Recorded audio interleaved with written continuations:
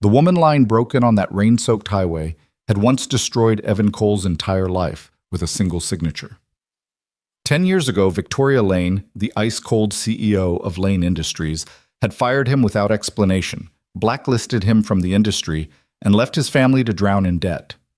Now, through the cruelest twist of fate, she lay unconscious in his arms, completely at his mercy. He could drive past, leave her there, let karma finish what it started.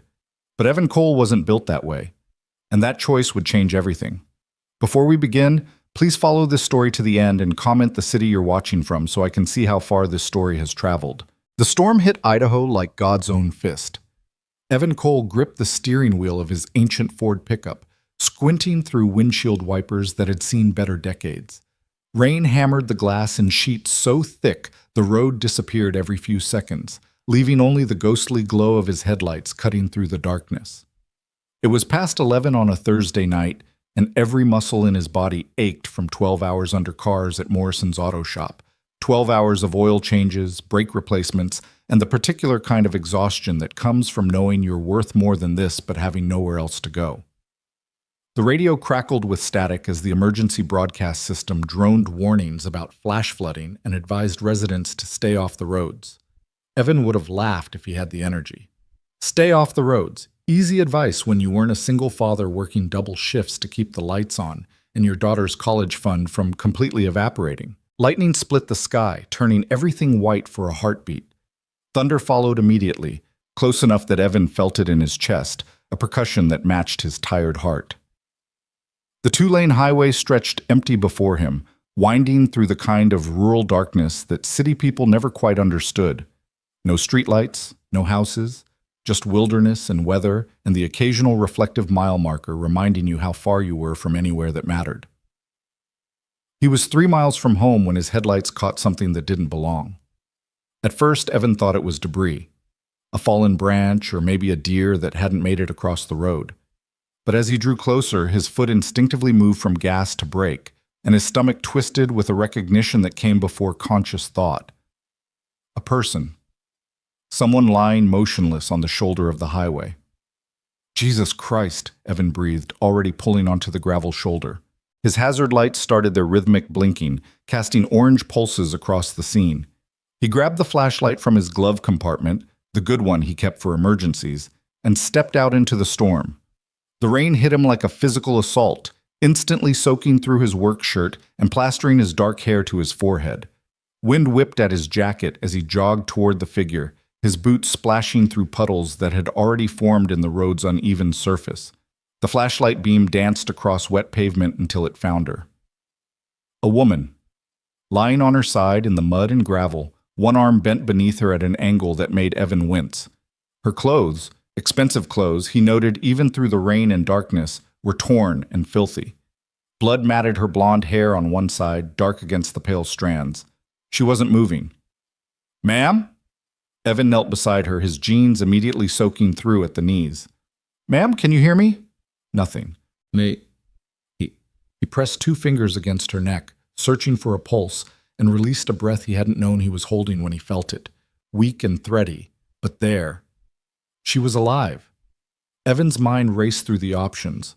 Call 911, but he'd passed the last cell tower 10 miles back, and his phone showed no service. Drive to town for help. But that was 15 minutes there and 15 back, minimum, and she could die before he returned. The rain was getting worse, the temperature dropping, and hypothermia was a real threat. He made the only choice he could. Working carefully, Evan slipped his arms beneath the woman's shoulders and knees. She was lighter than he expected. Too light, really, for someone who had to be in her late 30s or early 40s. Malnutrition, maybe, or illness. He lifted her as gently as he could and carried her toward the truck, shielding her face from the rain with his shoulder. Getting her into the passenger seat was an awkward dance of angles and care. Evan secured the seatbelt across her chest, tilted the seat back, and grabbed an old blanket from behind the seat to cover her. She still hadn't stirred.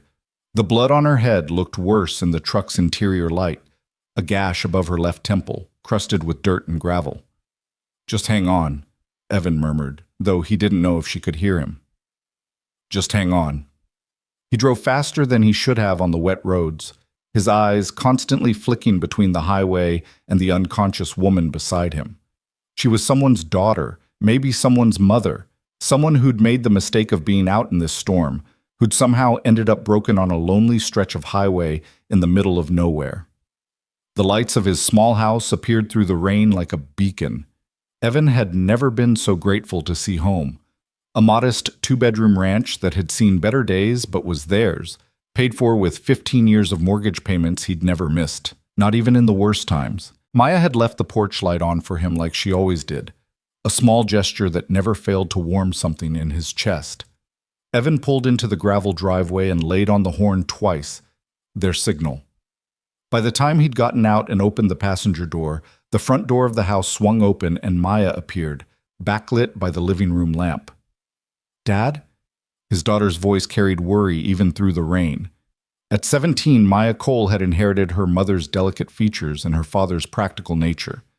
She stood on the porch in sweatpants and one of Evan's old flannel shirts, her dark curly hair pulled back in a messy bun.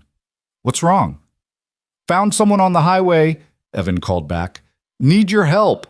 Maya didn't hesitate. She grabbed the emergency poncho from the hook by the door and ran out into the storm, her bare feet splashing through puddles. Together they maneuvered the unconscious woman out of the truck. Maya took the legs while Evan supported the torso, and they half-carried, half-dragged her up the porch steps and through the front door. "Lay her on the couch," Evan instructed, already moving into crisis mode. "Get the first aid kit from the bathroom, the big one, and grab all the clean towels you can find." Maya disappeared down the hallway while Evan carefully positioned the woman on their worn brown couch. He elevated her head slightly with a throw pillow and began a quick assessment. The head wound was the most obvious injury, but he checked her arms and legs for breaks, looked for signs of internal bleeding. His hands moved with practiced efficiency. Not medical training exactly, but the kind of emergency know-how you picked up raising a kid alone and living paycheck to paycheck where a hospital visit could mean financial disaster. "Here." Maya returned with an armful of supplies, her eyes wide as she took in the stranger on their couch. "Dad? Who is she?" "Don't know. No ID that I could find." Evan opened the first aid kit and pulled on a pair of latex gloves. "She's in rough shape, though. Help me get these wet clothes off her. She needs to warm up, or hypothermia is going to be a problem." They worked in tandem, the easy coordination of two people who'd been a team for a long time. Maya retrieved dry clothes, sweatpants, and a soft t-shirt from her own drawer, while Evan carefully cleaned the head wound. It was deep, but not as bad as the blood had suggested. Head wounds always bled dramatically. He applied antiseptic, watching for any reaction that might indicate consciousness, but the woman remained still. "Is she going to be okay?" Maya asked softly, helping ease the stranger into dry clothes while maintaining what modesty they could. "I think so. Pulse is getting stronger, breathing's regular, probably a concussion at minimum. We'll keep an eye on her tonight, and if she doesn't wake up by morning, we'll get her to a hospital no matter what." They covered her with 2 heavy blankets and positioned a space heater nearby. Evan checked her pupils with a pen light, both responding, which was good, and made sure her airway was clear. Then there was nothing to do but wait. Maya made coffee while Evan changed out of his wet clothes and into dry jeans and a thermal shirt. The storm continued to rage outside, rain battering the windows and wind howling around the eaves. It was the kind of night that made you grateful for walls and a roof, for warmth and electric lights, and the simple comfort of safety. "This is insane," Maya said, curling up in the armchair across from the couch, cradling her coffee mug in both hands. "What do you think happened to her?" "Car accident, maybe. Could have wandered away from a crash scene. The head injury might have caused confusion." Evan settled into his own chair, keeping his eyes on their unexpected guest. "We'll find out when she wakes up." "If she wakes up," his mind whispered, but he didn't voice that particular fear. They took turns keeping watch through the night. Evan sent Maya to bed around 1 a.m., but she only lasted an hour before she was back, unable to sleep with a stranger in their house. He couldn't blame her.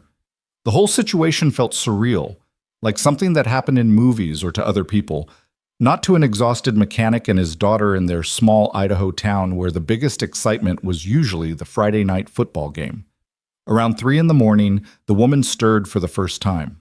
It was subtle, just a flutter of her eyelids and a soft moan, but Evan was on his feet immediately, moving to kneel beside the couch. Maya appeared at his shoulder, both of them leaning in as the stranger's face contorted in what looked like pain. "Ma'am?" Evan kept his voice gentle. "Can you hear me? You're safe.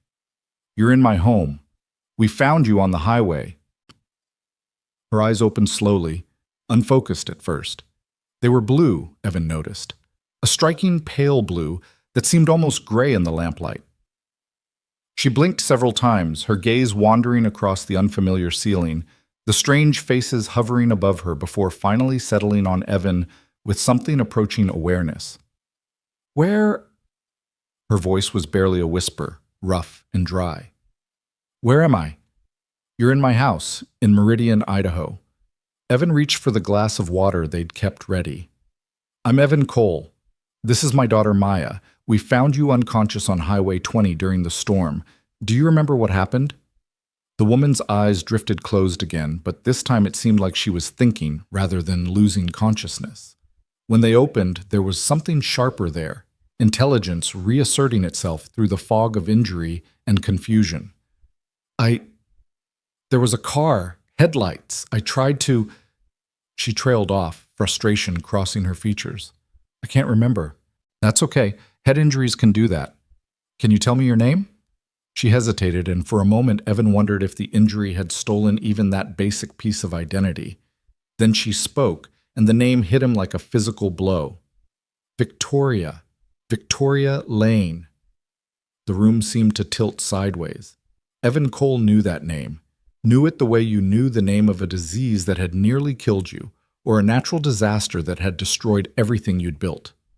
Victoria Lane, CEO of Lane Industries, the woman who had single-handedly demolished his career and nearly destroyed his life 10 years ago.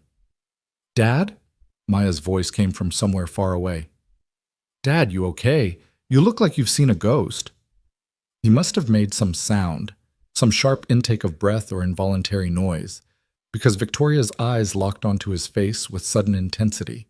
She studied him, and he watched as recognition dawned in those pale blue eyes. Recognition and something that might have been horror. "Oh my God," she breathed. "Evan Cole, you're... Oh my God." Maya looked between them, confusion written across her face. "You two know each other?" "We did," Evan managed, his voice sounding strange to his own ears. "A long time ago." Victoria tried to sit up, winced, and fell back against the pillow.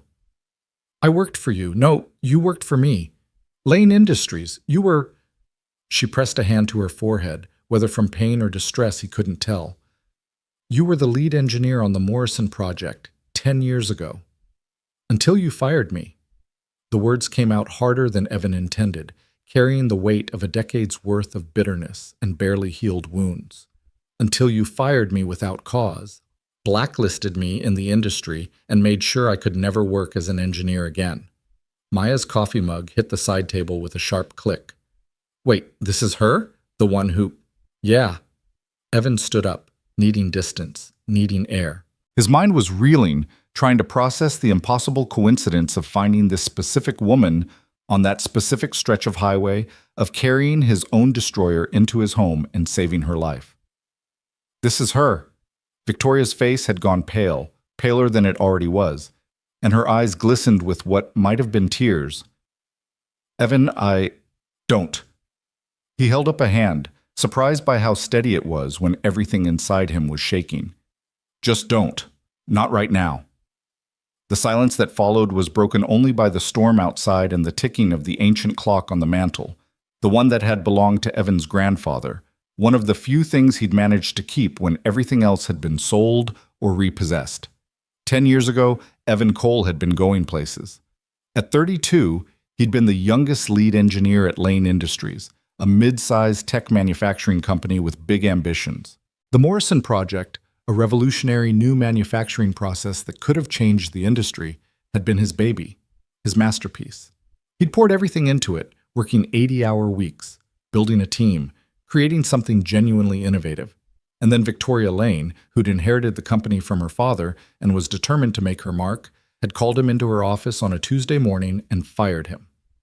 Effective immediately. No explanation beyond performance issues that didn't exist, No severance package, no reference letter, nothing. Within a week, he'd been blacklisted. Phone calls went unreturned. Interviews were mysteriously canceled. The industry he'd dedicated his adult life to had closed its doors in his face, and he'd never understood why. The months that followed had been the darkest of Evan's life. His wife Sarah, Maya's mother, had left him within 6 months, unable or unwilling to weather the storm. The house had nearly been foreclosed on. He'd drained his retirement accounts, his savings, everything, trying to keep them afloat while searching desperately for work that never came. He'd ended up at Morrison's auto shop because Danny Morrison had been his college roommate and took pity on him. Mechanic work when you'd been a senior engineer felt like a special kind of defeat, but it paid the bills. Barely. And it let him be there for Maya, who'd been 7 years old and didn't understand why Daddy was sad all the time, why Mommy left, why they had to move to a smaller house and couldn't afford dance classes anymore. 10 years. 10 years of rebuilding from nothing, of swallowing pride and bitterness, of learning to find meaning in the smaller life he'd been forced into. 10 years of being a good father to Maya even when everything else had been stripped away. 10 years of wondering what he'd done to deserve what Victoria Lane had done to him. And now she was here, in his house, under his roof, helpless and injured and completely at his mercy. The irony was so sharp it could cut. "I should call someone for you," Evan said finally, his voice carefully neutral. "Someone who can come get you. Family? Friends?" Victoria's laugh was bitter and broken. "There's no one. My family." She closed her eyes. "There's no one to call." "A hotel, then. I can drive you to—" "The company's gone," Victoria interrupted, her voice barely above a whisper. "Lane Industries collapsed 18 months ago. Scandal. Fraud. It was all over the news. I lost everything. The business, my reputation, my marriage. Everything." Evan stared at her, trying to process this information. "What?" "I'm broke, Evan. Completely broke. I came out here because—" She gestured vaguely. "I don't even know why. Running, I guess. From debt collectors, from reporters, from the wreckage of my life. I was driving and the storm hit and I don't remember what happened next. Waking up here is the first clear memory I have."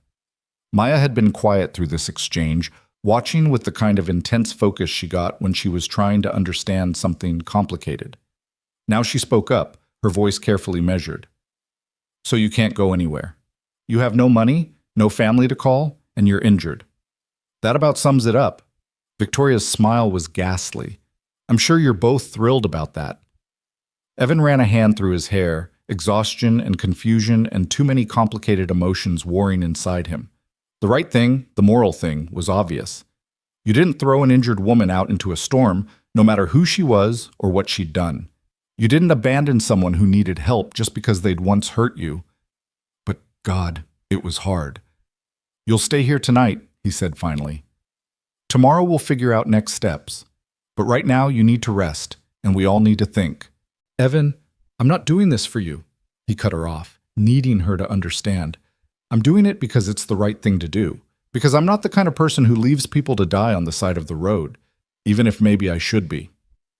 The look Victoria gave him was complicated, shame and gratitude and something that might have been grief all tangled together.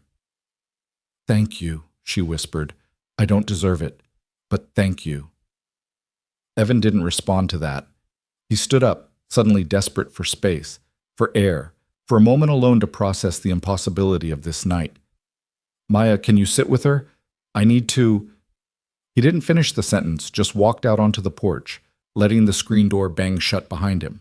The storm had lessened to a steady rain, the violence having moved east. Evan stood under the porch roof, watching water drip from the eaves, his hands shaking slightly as he gripped the railing. The wood was rough under his palms, solid and real, an anchor point in a night that had gone completely sideways. Victoria Lane, here, in his house. The universe had to be laughing. Behind him, through the window, he could hear Maya's voice, gentle and questioning, and Victoria's softer responses. His daughter was too kind for her own good sometimes, too willing to see the best in people. She'd grown up knowing what her father had lost, knowing the before and after of their lives, but she'd been too young to truly understand the weight of it, the profound injustice.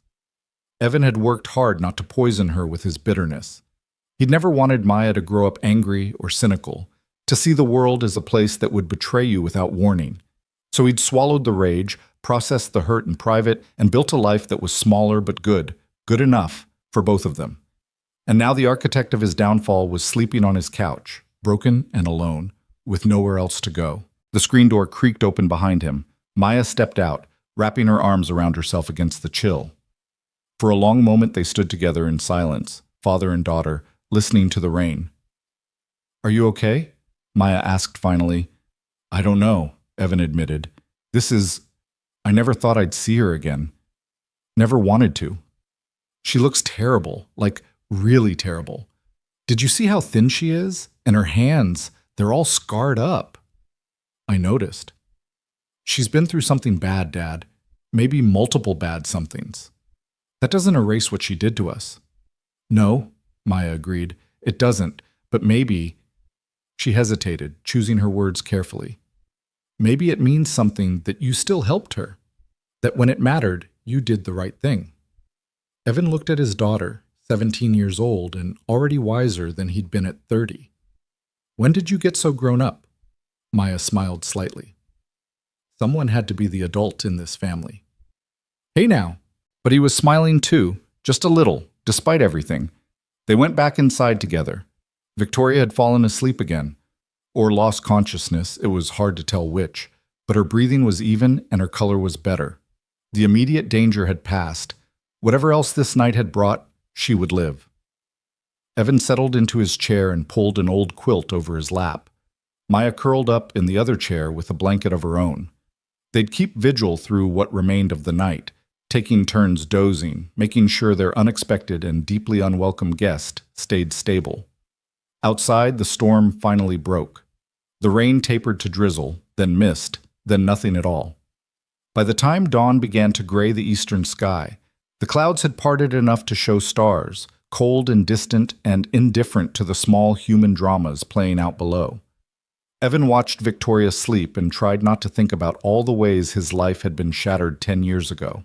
Tried not to remember the feeling of being erased from his own profession, of watching everything he'd worked for disappear like it had never existed.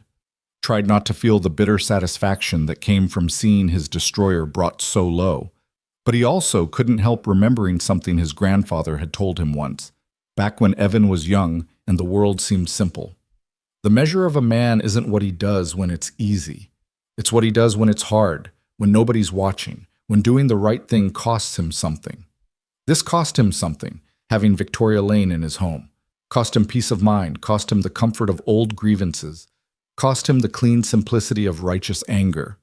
But Evan Cole had been measured by hardship before and refused to be found wanting. He'd survived the destruction of his career, a divorce, near poverty, and the complete rebuilding of his life from scratch. He'd survived all of it with his integrity intact, with his ability to be a good father preserved, with his fundamental decency still operational. He could survive this too. And maybe, though he barely dared think it, maybe this impossible situation held some kind of answer, some explanation for why his life had been derailed a decade ago, some closure to a wound that had never quite healed. As the sun rose over the Idaho mountains, painting the wet world in shades of gold and amber, Evan made a decision. He would help Victoria Lane, not for her sake, but for his own. He would do the right thing because that was who he was, who he'd always been, even when the universe had given him every reason to be someone else. But he would also get his answers. He would understand, finally, why everything had been taken from him. And then, only then, could he truly move forward. Victoria stirred as full daylight crept through the windows, her eyes fluttering open with more clarity than before. Her gaze found Evan immediately, and something passed between them. An acknowledgement of history and hurt, and the strange twist of fate that had brought them to this moment. "Why?" she asked hoarsely. "Why did you help me? After everything I did to you, why didn't you just drive past?" Evan was quiet for a long moment, weighing his words. When he finally spoke, his voice was steady, but carried the weight of hard-won wisdom. "Because leaving you there would have made me like you. And I spent 10 years refusing to let what you did change who I am. He leaned forward, his eyes meeting hers with unflinching honesty. But make no mistake, Victoria. You owe me answers. You owe me the truth about what happened 10 years ago. And before you leave this house, however long that takes, I'm going to get them. Victoria's eyes filled with tears, and she nodded slowly. Okay, she whispered. Okay, you deserve that much. You deserve so much more than that. Outside, the world was washed clean by the storm, everything bright and new and sparkling with possibility. Inside the small house on the edge of Meridian, Idaho, 3 people sat in the aftermath of an impossible coincidence, standing at the edge of a reckoning 10 years in the making. The coffee maker gurgled in the kitchen. The old clock ticked steadily on the mantel. And somewhere in the distance, a bird began to sing, tentative at first, then growing bolder, welcoming the day. Whatever came next would be complicated and painful and messy. But it would also be honest. And after a decade of unanswered questions and unresolved hurt, honesty felt like the rarest and most valuable thing in the world. Evan Cole had saved Victoria Lane's life. Now, in a way neither of them yet understood, she might have the chance to give something back. Not redemption exactly, but perhaps understanding. Perhaps truth. Perhaps the closure that would finally allow both of them to heal. The story was far from over. In many ways, it was only beginning. The morning light that filled the small living room felt too bright, too ordinary for the weight of what hung between them. Maya had retreated to the kitchen under the pretense of making breakfast, but Evan could hear the careful quietness of her movements. She was listening, giving them space but staying close enough to intervene if needed. Victoria struggled to sit up, wincing as the movement pulled at injuries Evan suspected went beyond the visible head wound. He almost moved to help her, then stopped himself. There was a line between basic human decency and the kind of care you gave to people you actually wanted in your life, and he needed to keep that boundary clear. "Take it slow," he said instead, staying in his chair. "You probably have a concussion, maybe cracked ribs. You should see a doctor." "I can't afford a doctor." Victoria's voice was flat, matter of fact. "I can't afford anything right now. My credit cards are maxed out. I have maybe $40 in cash. Everything else is gone." The word hung in the air like smoke. Gone. Evan knew that word intimately, knew the special kind of devastation it carried. He'd said it himself 10 years ago. His career was gone, his marriage was gone, his future was gone. Everything he'd built had been reduced to that single syllable. How? The question came out rougher than he intended. How does someone go from CEO of a multi-million-dollar company to broken alone in the span of 18 months? Victoria's laugh was hollow. You really want to know? You want the whole sordid story of how karma came for me? Yeah, Evan said. I do. But first, I want to know why you fired me. I want to know what I did to deserve having my entire life destroyed. Maya appeared in the doorway with 3 mugs of coffee, her timing impeccable. She handed them out in silence, then settled onto the floor between the 2 chairs, cross-legged like she used to sit as a child during story time. The message was clear. She wasn't going anywhere. Victoria wrapped both hands around her mug, staring into the dark liquid like it might hold answers. When she finally spoke, her voice was so quiet they had to lean in to hear. You didn't do anything wrong, Evan. That's the hell of it. You were brilliant, the best engineer I've ever worked with. The Morrison project was going to put Lane Industries on the map, and you were the reason why. Then why? Thomas Jensen. The name came out like poison. My father's oldest friend. He'd been CFO since before I was born. When Dad died and I took over the company, Thomas was supposed to guide me, help me navigate the business side while I learned. Instead, he was embezzling millions of dollars over the course of years, hidden in shell companies and creative accounting that I was too inexperienced to catch. Evan felt something cold settle in his stomach. What does that have to do with me? The Morrison project had a budget of $8 million, do you remember? Of course I remember. I built that budget line by line. Thomas had been siphoning money from it almost from day one. By the time I started asking questions, by the time I realized the numbers didn't add up, he'd taken nearly $3 million. The project was going to fail, and when it did, there would be an audit. The embezzlement would come to light. He'd go to prison. Victoria's hands trembled around the mug. Maya reached up and steadied it before the hot liquid could spill. So he came to me with evidence, Victoria continued, her voice bitter. Documents that appeared to show you were the one stealing. Falsified purchase orders, fake contractor invoices, all with your digital signature. He said you'd been taking kickbacks, inflating costs, running a scheme to defraud the company, and God help me, I believed him. The room seemed to tilt. Evan's coffee mug hit the side table with a sharp crack. You believed him? Without even talking to me? Without investigating? I was 28 years old and terrified of failing at the company my father built. Victoria's voice rose, then broke. Thomas had been like an uncle to me my whole life. You'd only been with the company 3 years. He showed me documents, Evan. They looked real. They looked damning. And he said if I didn't act immediately, if word got out that Lane Industries employed a thief, we'd lose everything. Investors would pull out, contracts would be canceled, the whole company would collapse. So you fired me. You blacklisted me. You destroyed my career to cover up his crimes. Evan's voice was shaking now, 10 years of suppressed rage finally finding an outlet. He said it was the only way to contain it. Fire you quietly, make sure you couldn't work in the industry, and potentially expose what happened. He said he'd handle everything else, make the financial problems go away.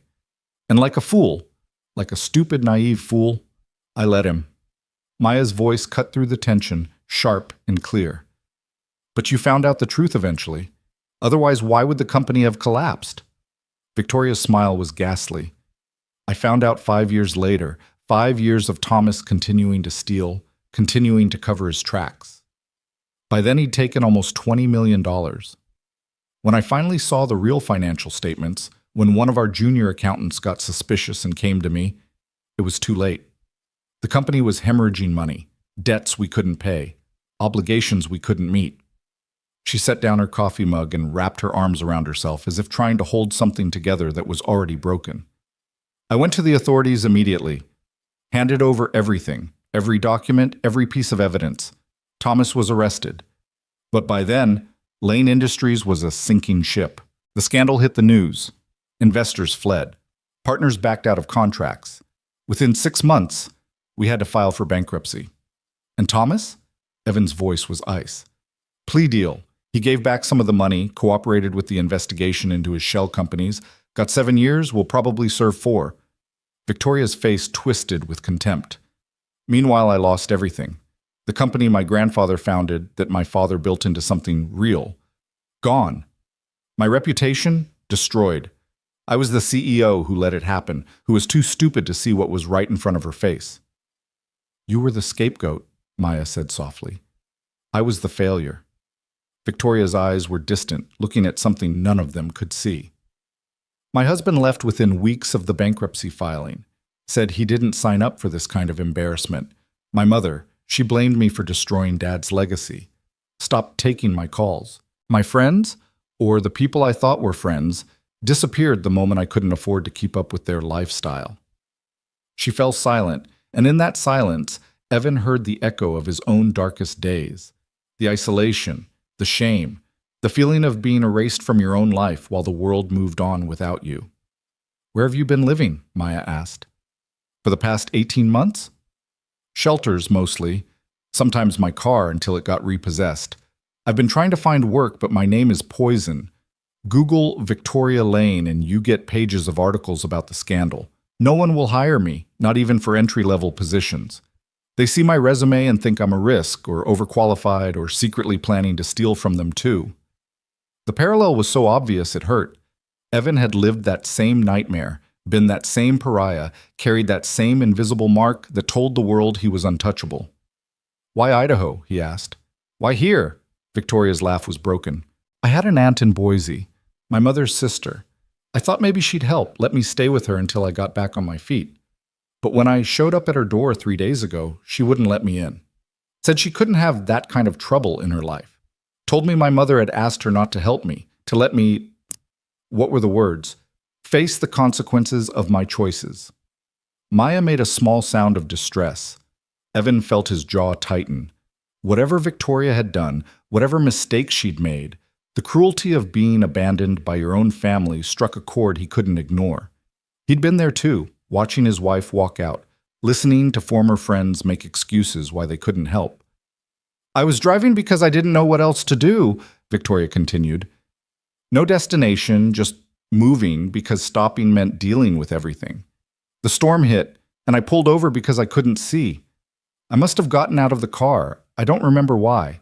Maybe I heard something or thought I saw something. The next thing I remember is headlights, bright and close, and then nothing until I woke up here. Your car, Evan said. Where is it? I don't know. Somewhere on Highway 20, I guess, if it hasn't been towed. Evan ran a hand through his hair, his mind racing. Every instinct told him to maintain distance, to get Victoria well enough to leave and then wash his hands of the whole situation. She'd explained what happened, given him the closure he'd demanded. That should be enough. But there was something in her story that kept pulling at him. The way Thomas Jensen had manipulated her, used her inexperience against her, made her complicit in Evan's destruction while covering his own crimes. Victoria had been wrong, catastrophically wrong, to fire him without investigation, to blacklist him based on falsified evidence. But she'd also been victimized by the same man, in a different way. And now they were both here, on opposite ends of the same 10-year disaster, carrying scars from the same source. I need to think, Evan said finally, standing up. The walls of the small living room felt too close suddenly. Maya, can you make sure she eats something? Toast, soup, whatever we have that's easy on the stomach. Sure, Dad. He grabbed his jacket from the hook by the door and stepped outside. The morning was cold and bright. The storm washed air sharp in his lungs. His truck sat in the driveway, mud-splattered and faithful. Evan walked to it, rested his hands on the hood, and tried to organize his thoughts. 10 years ago, Thomas Jensen had destroyed his life to cover embezzlement. Victoria had been the weapon, naive, inexperienced, and manipulated, but the real villain had been someone else entirely. Knowing that should have brought relief, should have transferred his anger to the right target. Instead, it just made everything more complicated. Victoria had still made the choice to fire him. She'd still chosen to believe lies without investigation, to protect the company's reputation at the cost of Evan's entire career. Youth and inexperience didn't excuse that. Good intentions didn't erase the harm done. But she'd paid for those mistakes, paid dearly, in ways that mirrored his own suffering. The universe had balanced the scales without any input from him. The screen door creaked. Evan turned to find Maya joining him, her arms wrapped around herself against the chill. That was a lot, she said quietly. Yeah. Do you believe her? It was the right question. Evan considered it carefully. I think so. It explains things that never made sense. Why I was fired so abruptly. Why the blacklisting was so thorough. Thomas would have needed Victoria's cooperation to make that happen. And her story about the company collapse, that was all over the news. I remember reading about it, actually, feeling satisfied that karma had caught up with her. And now? Now I don't know what I feel. Evan turned to his daughter. She destroyed my life, Maya. Our lives. We lost the house, your mom left. We had to start over from nothing. I drove past our old neighborhood last year, saw the house we used to live in. Remember it? Barely. I was so young. It had a real yard, a good school district. I was going to teach you to ride a bike in that driveway. His voice caught. Instead, I taught you in the parking lot of our apartment complex the year after we lost everything. I wanted to give you so much more than what we ended up with. Maya stepped closer and took his hand. Her fingers were cold, but her grip was firm. Dad, you gave me everything that mattered. I don't remember the old house, but I remember you being there every day, showing up, making sure I had what I needed. We didn't have money, but we had each other, and that was enough. You deserved better. Maybe, but I got pretty lucky in the dad department. She squeezed his hand. And yeah, what Victoria did was terrible, but she was lied to, manipulated by someone she trusted. If you'd been in her position, 28 years old, terrified, presented with what looked like proof of theft, what would you have done? Evan wanted to say he would have been smarter, more careful, more just, but honesty compelled a different answer. I don't know. Maybe the same thing. Probably not. I'd like to think I'd investigate, but I can't say for certain. They stood in silence, watching a neighbor's cat pick its way across the wet grass. What are you thinking? Maya asked finally. I'm thinking that revenge isn't as satisfying as I thought it would be. I'm thinking that seeing someone who hurt you suffer doesn't actually heal your wounds. It just opens theirs. And I'm thinking that I spent 10 years being angry at the wrong person, while the man who actually destroyed both our lives got away with a slap on the wrist. So what do we do? The right thing, I guess, whatever that is. Evan looked back at the house, where Victoria Lane sat on their couch, broken and alone. She stays until she's well enough to travel. I'll help her find her car, see if it's salvageable. Beyond that, I don't know yet. They went back inside to find Victoria had fallen asleep again, her head tilted awkwardly against the couch arm. In sleep, the lines of stress and suffering on her face softened slightly. She looked younger, more vulnerable, less like the powerful CEO from Evan's memories, and more like someone who'd been ground down by circumstances beyond her control. Maya covered her gently with an extra blanket, then disappeared into the kitchen to make the promised food. Evan settled back into his chair, watching his destroyer sleep in his living room, and tried to figure out how to move forward when the past kept pulling him back. The hours passed quietly. Victoria woke occasionally, ate a little soup, answered questions about her symptoms to determine if she needed emergency medical care. The concussion seemed mild, the other injuries painful but not life-threatening. Rest was the best medicine, and Evan's couch was as good a place as any for that. Around noon, Evan called Morrison's auto shop to let them know he wouldn't be in. Danny Morrison, still his college roommate, still his friend even after everything, took one look at the situation when Evan briefly explained it and told him to take whatever time he needed. "You found who on the highway?"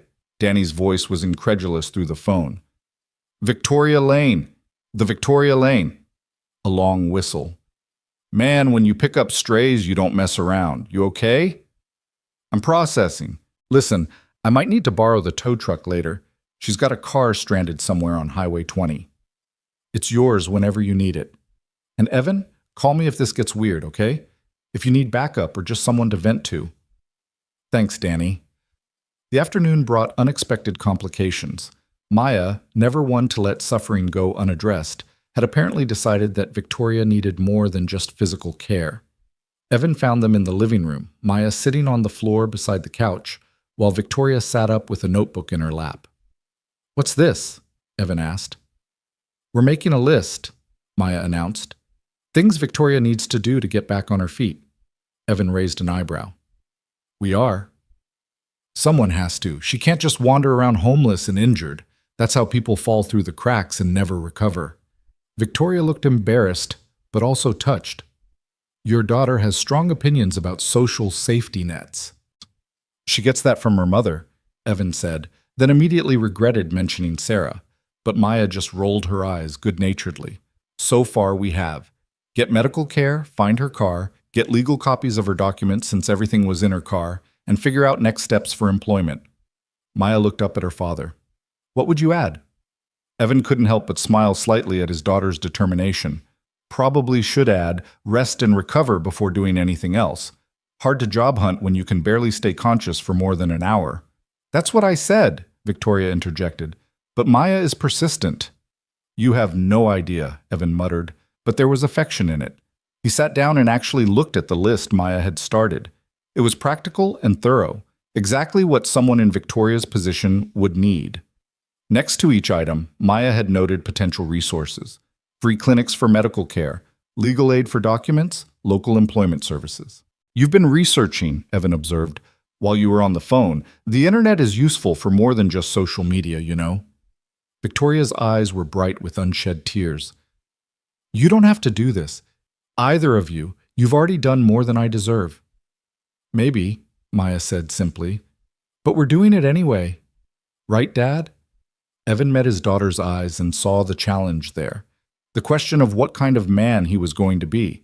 He could hold on to his anger, his justified grievances, and send Victoria back into the world barely healed. Or he could be the person Maya believed him to be, the person he'd worked hard to remain despite everything.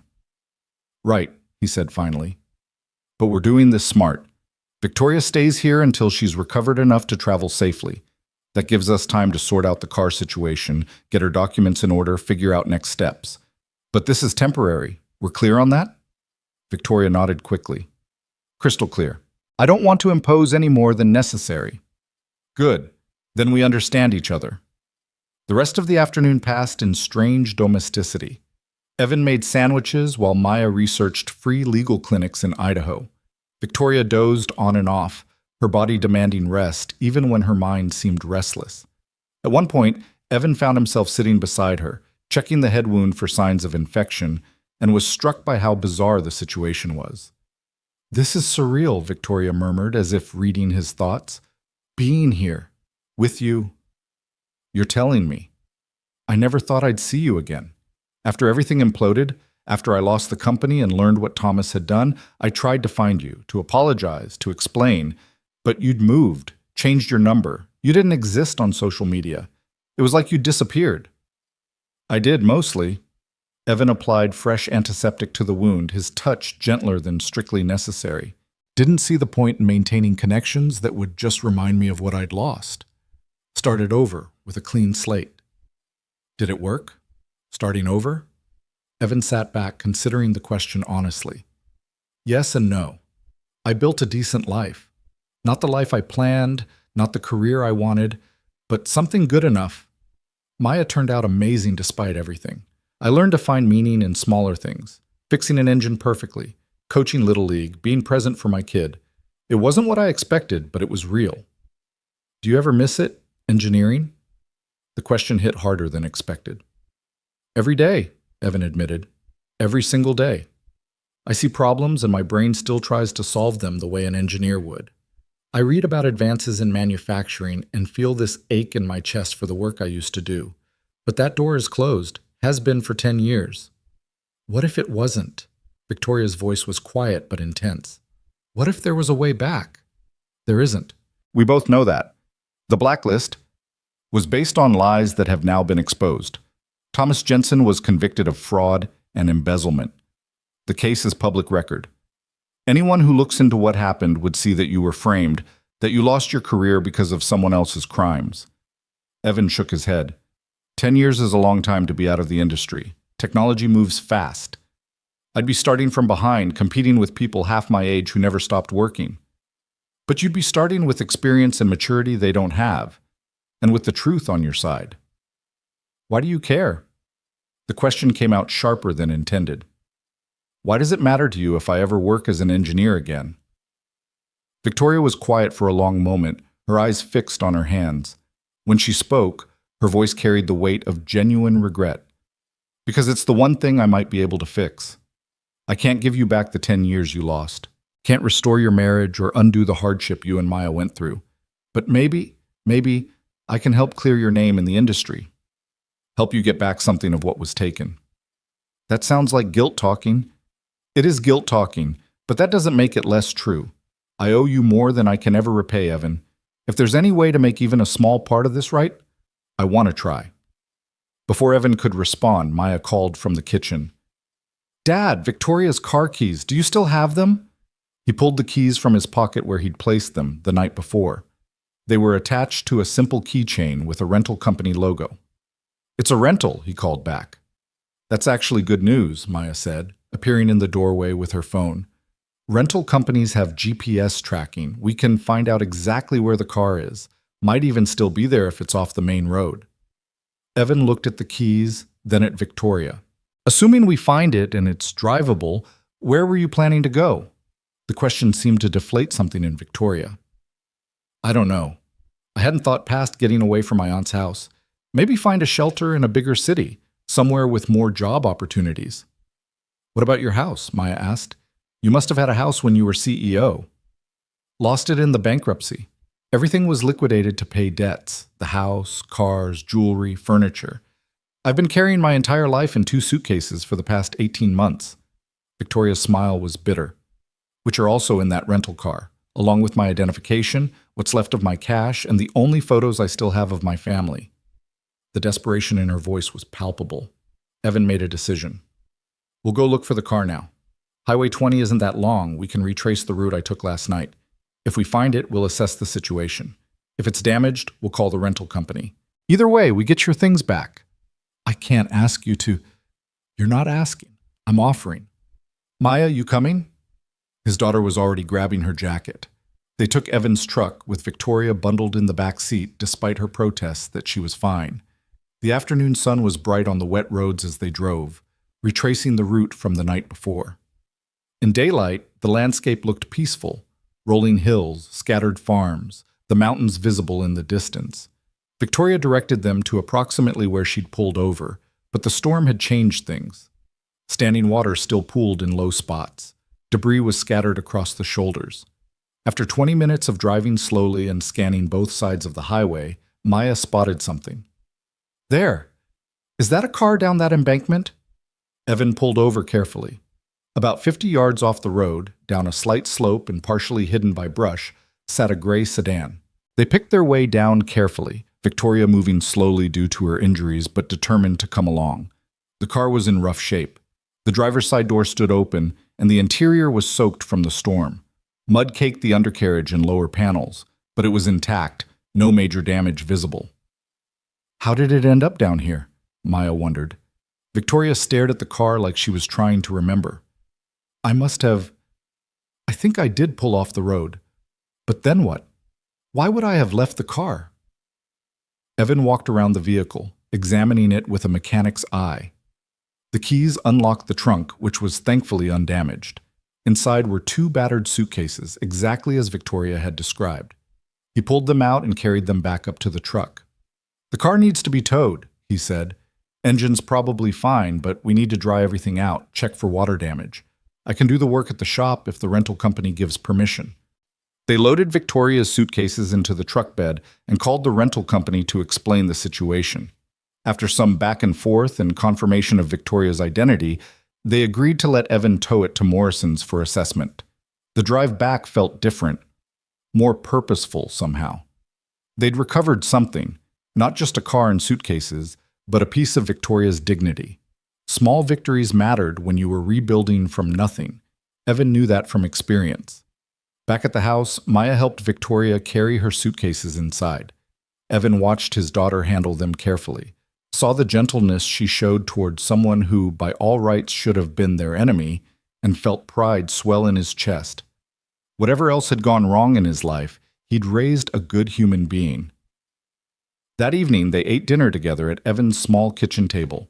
Spaghetti with sauce from a jar, garlic bread, bagged salad. Nothing fancy, but warm and filling. Victoria ate slowly, carefully, like someone who'd grown accustomed to rationing meals. "This is good," she said quietly. "Thank you." Maya launched into a story about a debate competition at school, and the conversation flowed into safer territory: school, current events, anything but the complicated history that tied Victoria and Evan together. For a brief window, it felt almost normal, like dinner with an old friend rather than a reckoning with the past. But after Maya went to bed, the weight of everything returned. Evan and Victoria sat in the living room, the house quiet around them, both nursing cups of tea and the knowledge that nothing about this situation was resolved. "I meant what I said earlier," Victoria finally broke the silence. "About helping you get back into engineering. I still have contacts, people who knew me before the scandal, who might be willing to listen. I could write letters, make calls, explain what really happened." "And why would they believe you? Your reputation is destroyed. You said so yourself." "True. But Thomas Jensen's conviction is a matter of public record. The court documents detail the embezzlement, the falsified evidence he created to frame you. Anyone who investigates will see that you were set up." Evan stared into his tea. The offer was tempting in ways he didn't want to acknowledge. 10 years of suppressed dreams, of carefully not thinking about the career he'd lost, of finding meaning elsewhere because the alternative was too painful. "Even if it worked," he said slowly, "even if someone was willing to take a chance on me, I can't afford to quit my job at the shop and chase what might be a dead end. I have responsibilities. Maya's got 1 more year of high school, then college. I can't risk our stability on a maybe. I understand, but maybe you don't have to quit. Maybe you start small, consulting on weekends, taking contract work remotely. Build back gradually while keeping your current job as safety." It was a reasonable suggestion, too reasonable to dismiss out of hand, but accepting help from Victoria felt like opening a door Evan wasn't sure he was ready to walk through. I'll think about it, he said finally. That's all I can promise right now. Victoria nodded, seemingly content with that answer. The conversation drifted to other things: the logistics of recovering the rental car, what Victoria would need to do to get replacement identification, the practical steps of rebuilding a life from wreckage. They talked late into the night, two people who'd been on opposite sides of a disaster trying to find common ground. It wasn't forgiveness, not yet, but it was something. A tentative bridge across 10 years of hurt, built on honesty and shared understanding of what it meant to lose everything. When Victoria finally fell asleep on the couch again, Evan sat watching her for a while, trying to reconcile the broken woman before him with the powerful CEO from his memories. They were the same person, but also not. Tragedy and hardship had transformed her into someone new, someone more human. He thought about Maya's words from that morning, about being lucky in the dad department. His daughter had never known the successful engineer version of Evan Cole, only the mechanic, the single father, the man who'd built a smaller but solid life from ruins. And she loved him for who he was, not who he'd almost been. Maybe that was enough. Maybe reclaiming his old career wasn't necessary for happiness or fulfillment. Or maybe, and this thought was both terrifying and exhilarating, maybe there was room for both. Room to be the present, stable father Maya needed while also reaching for the dreams he'd buried 10 years ago. The clock struck midnight. Outside, the world was dark and quiet, the storm just a memory. Inside, three people slept under the same roof, connected by tragedy, separated by history, and bound together by the strange mercy of fate. Tomorrow would bring new challenges. But tonight, they'd survived the first day of this impossible situation. That was something. That was a start. Morning came with their smell of coffee and the sound of Maya moving quietly through the kitchen, trying not to wake their guest. Evan had slept poorly, his dreams a tangle of past and present, images of his old office at Lane Industries bleeding into memories of foreclosure notices, and Maya's small face asking why mommy wasn't coming home. He found his daughter cracking eggs into a bowl, her hair still messy from sleep. "You're up early," he said, checking the clock. 6:30 on a Saturday. Couldn't sleep. Kept thinking about everything. Maya whisked the eggs with more force than necessary. "Dad, what Victoria said last night about helping you get back into engineering, are you going to let her try?" Evan poured himself coffee, buying time to formulate an answer. "I don't know, sweetheart. It's complicated." "Because you don't think it'll work? Or because accepting help from her feels wrong?" Sometimes his daughter's perceptiveness was uncomfortable. Both, maybe. Mostly the second one. Maya stopped whisking and turned to face him. "You know what I think? I think you're scared." "Scared of what?" "Of hoping. Of wanting something again that might get taken away." Her voice was gentle but unflinching. "You've spent 10 years building this safe, small life where nothing can hurt us too badly because we're not reaching for anything. But Dad, that's not living. That's just surviving." The words hit harder than any accusation could have. Evan opened his mouth to argue, then closed it. She wasn't wrong. "When did you get so wise?" he asked instead. "I had a good teacher." Maya smiled and returned to her eggs. "Just think about it, okay? Really think about it. Not about what could go wrong, but about what could go right." Victoria emerged from the living room looking marginally better than the day before.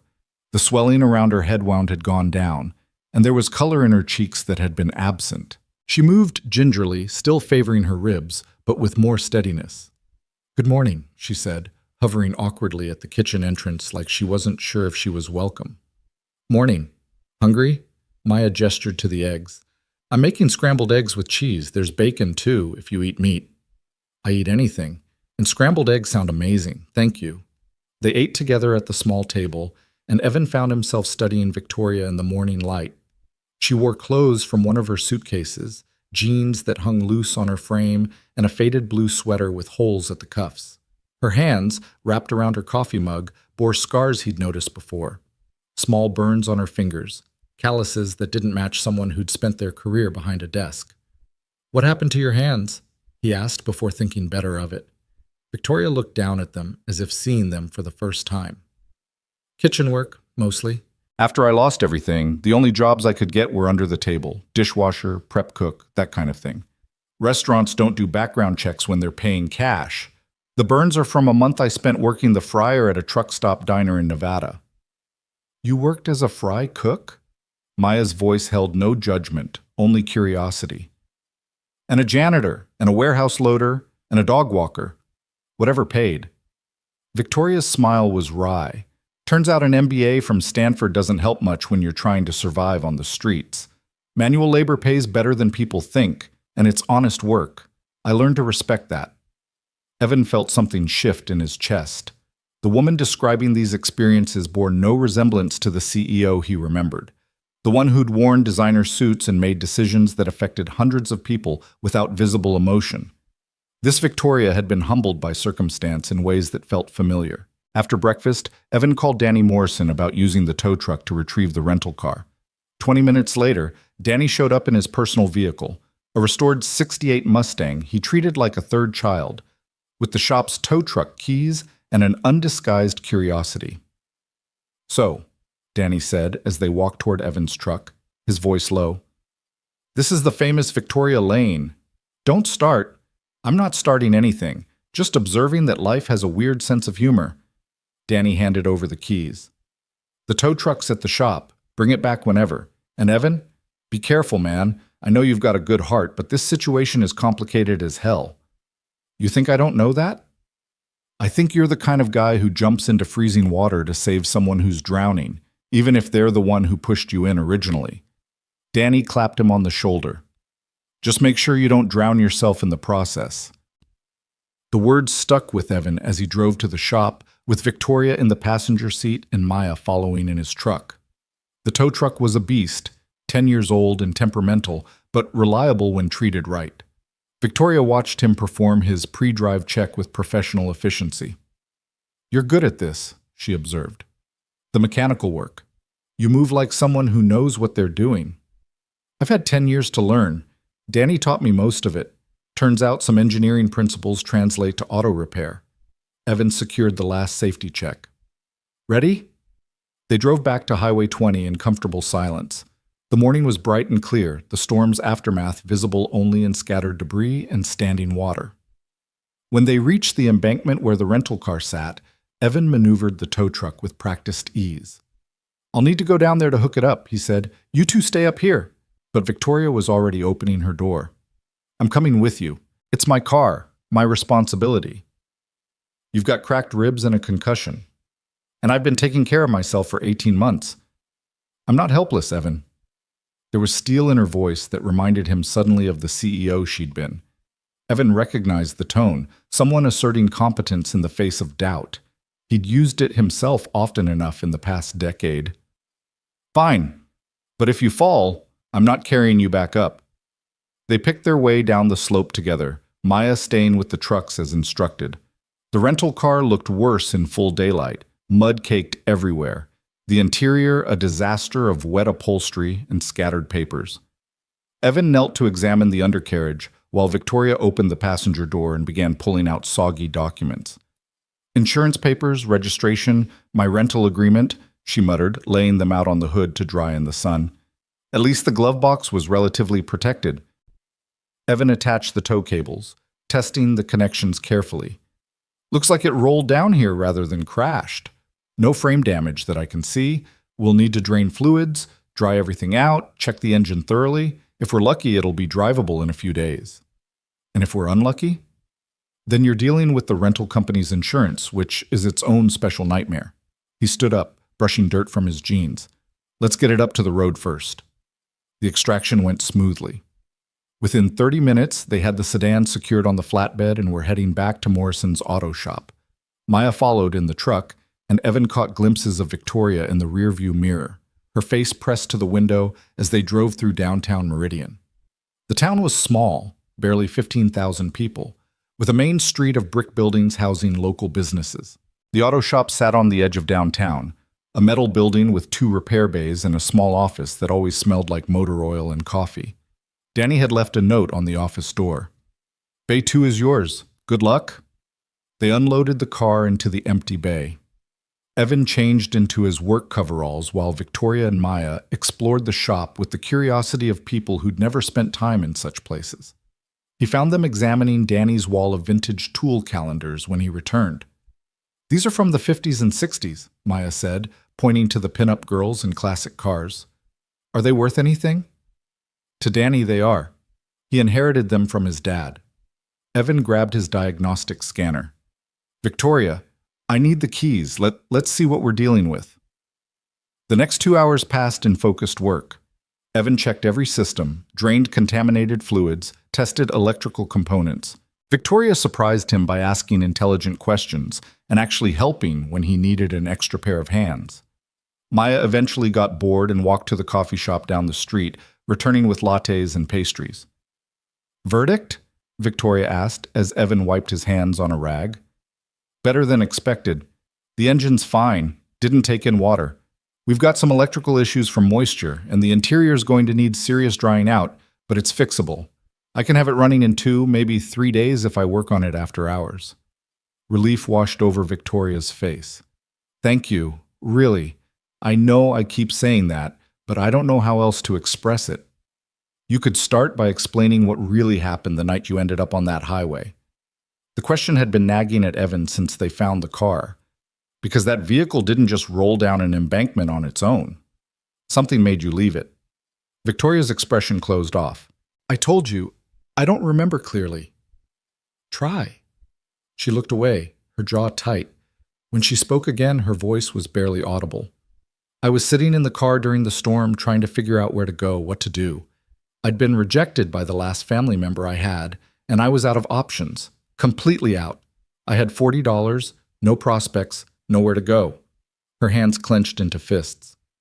"I wasn't thinking clearly.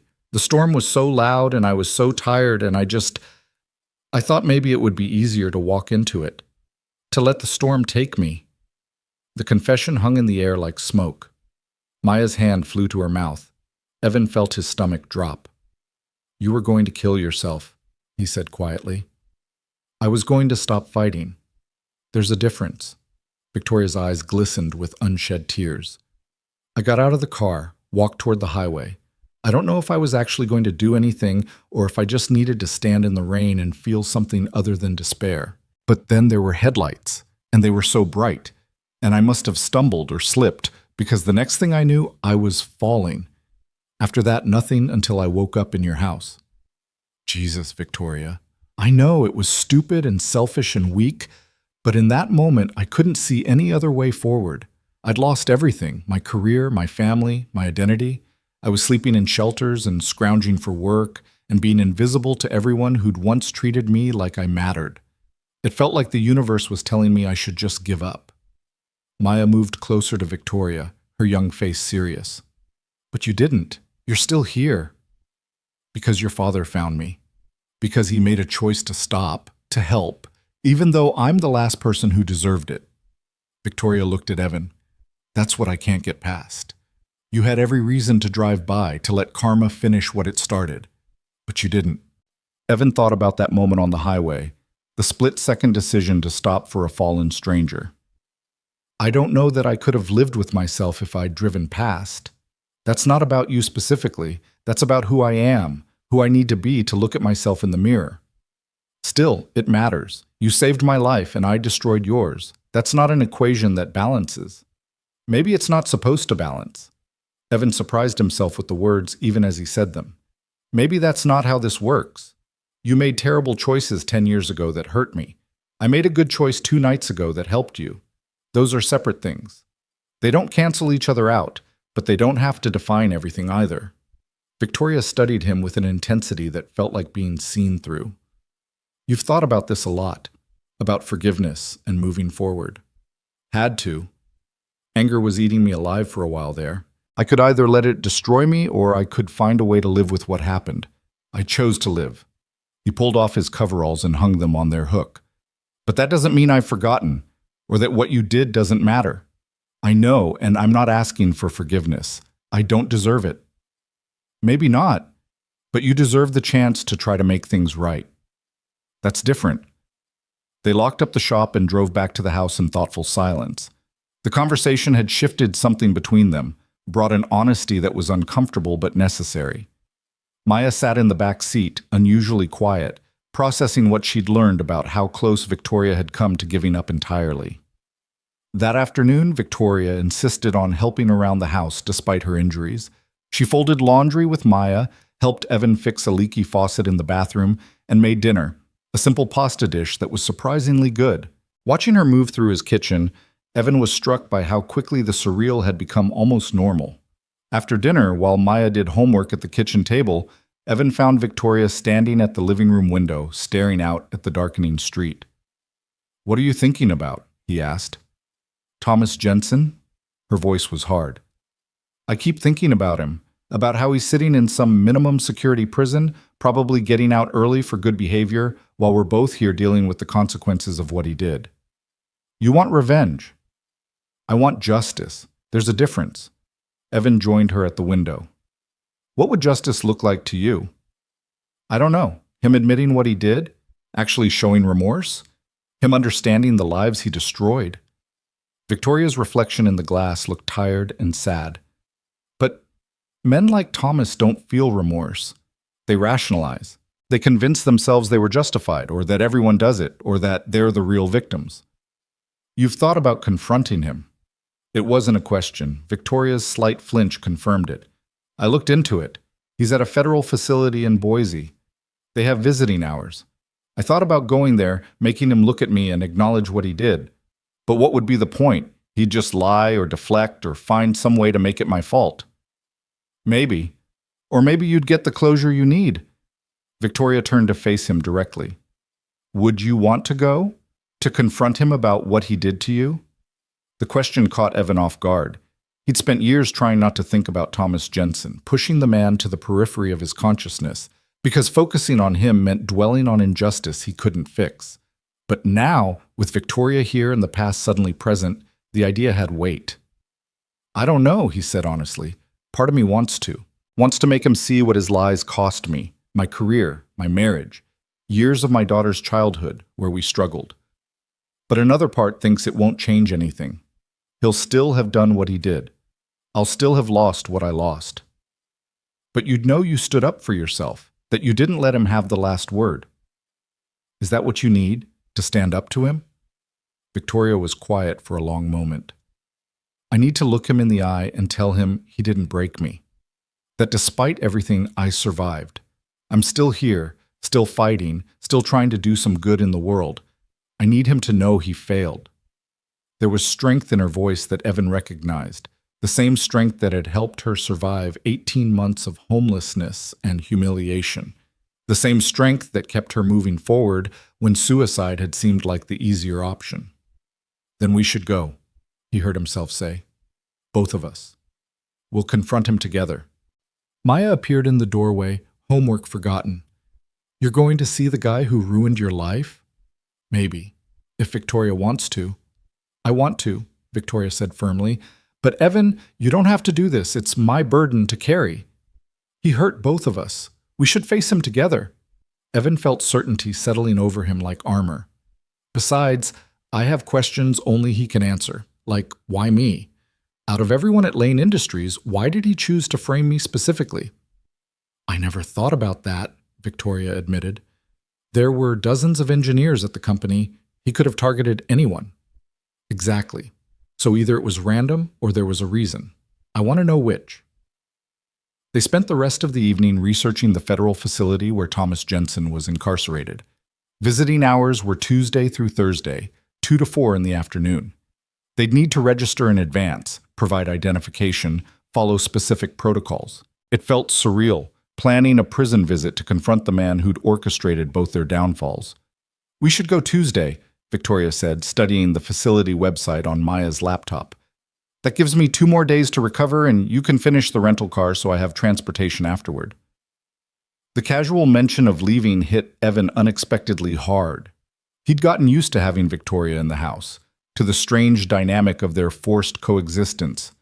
The thought of her leaving, returning to homelessness and uncertainty, sat wrong in his chest. "Where will you go?" he asked. "After Tuesday?" Victoria's fingers stilled on the keyboard. I don't know. Find another shelter, I guess. Maybe try Boise. It's bigger. Might have more opportunities. I can't stay here forever, Evan. You've already done more than enough. You could stay a little longer, Maya interjected, until you're really healed, and until we figure out that list we made, getting your documents, finding work, stuff like that. Maya, Victoria's voice cracked slightly. You're very kind, but I've imposed too much already. It's not imposing if we're inviting you. Maya looked at her father. Right, Dad? Evan found himself at a crossroads. The safe choice was to let Victoria leave as planned, to return to the uncomplicated life he'd built. But Maya was right. Sending an injured woman with nowhere to go back onto the streets felt wrong in ways he couldn't rationalize away. Stay through the week, he said finally, at least until we see Thomas and you're fully recovered. Then we'll reassess. The relief on Victoria's face was palpable. Thank you. I promise I won't be a burden. I can help around the house, maybe pick up some work in town if anyone's hiring. Let's get through Tuesday first, Evan interrupted. One crisis at a time. That night, Evan lay in bed staring at the ceiling, thinking about the prison visit ahead.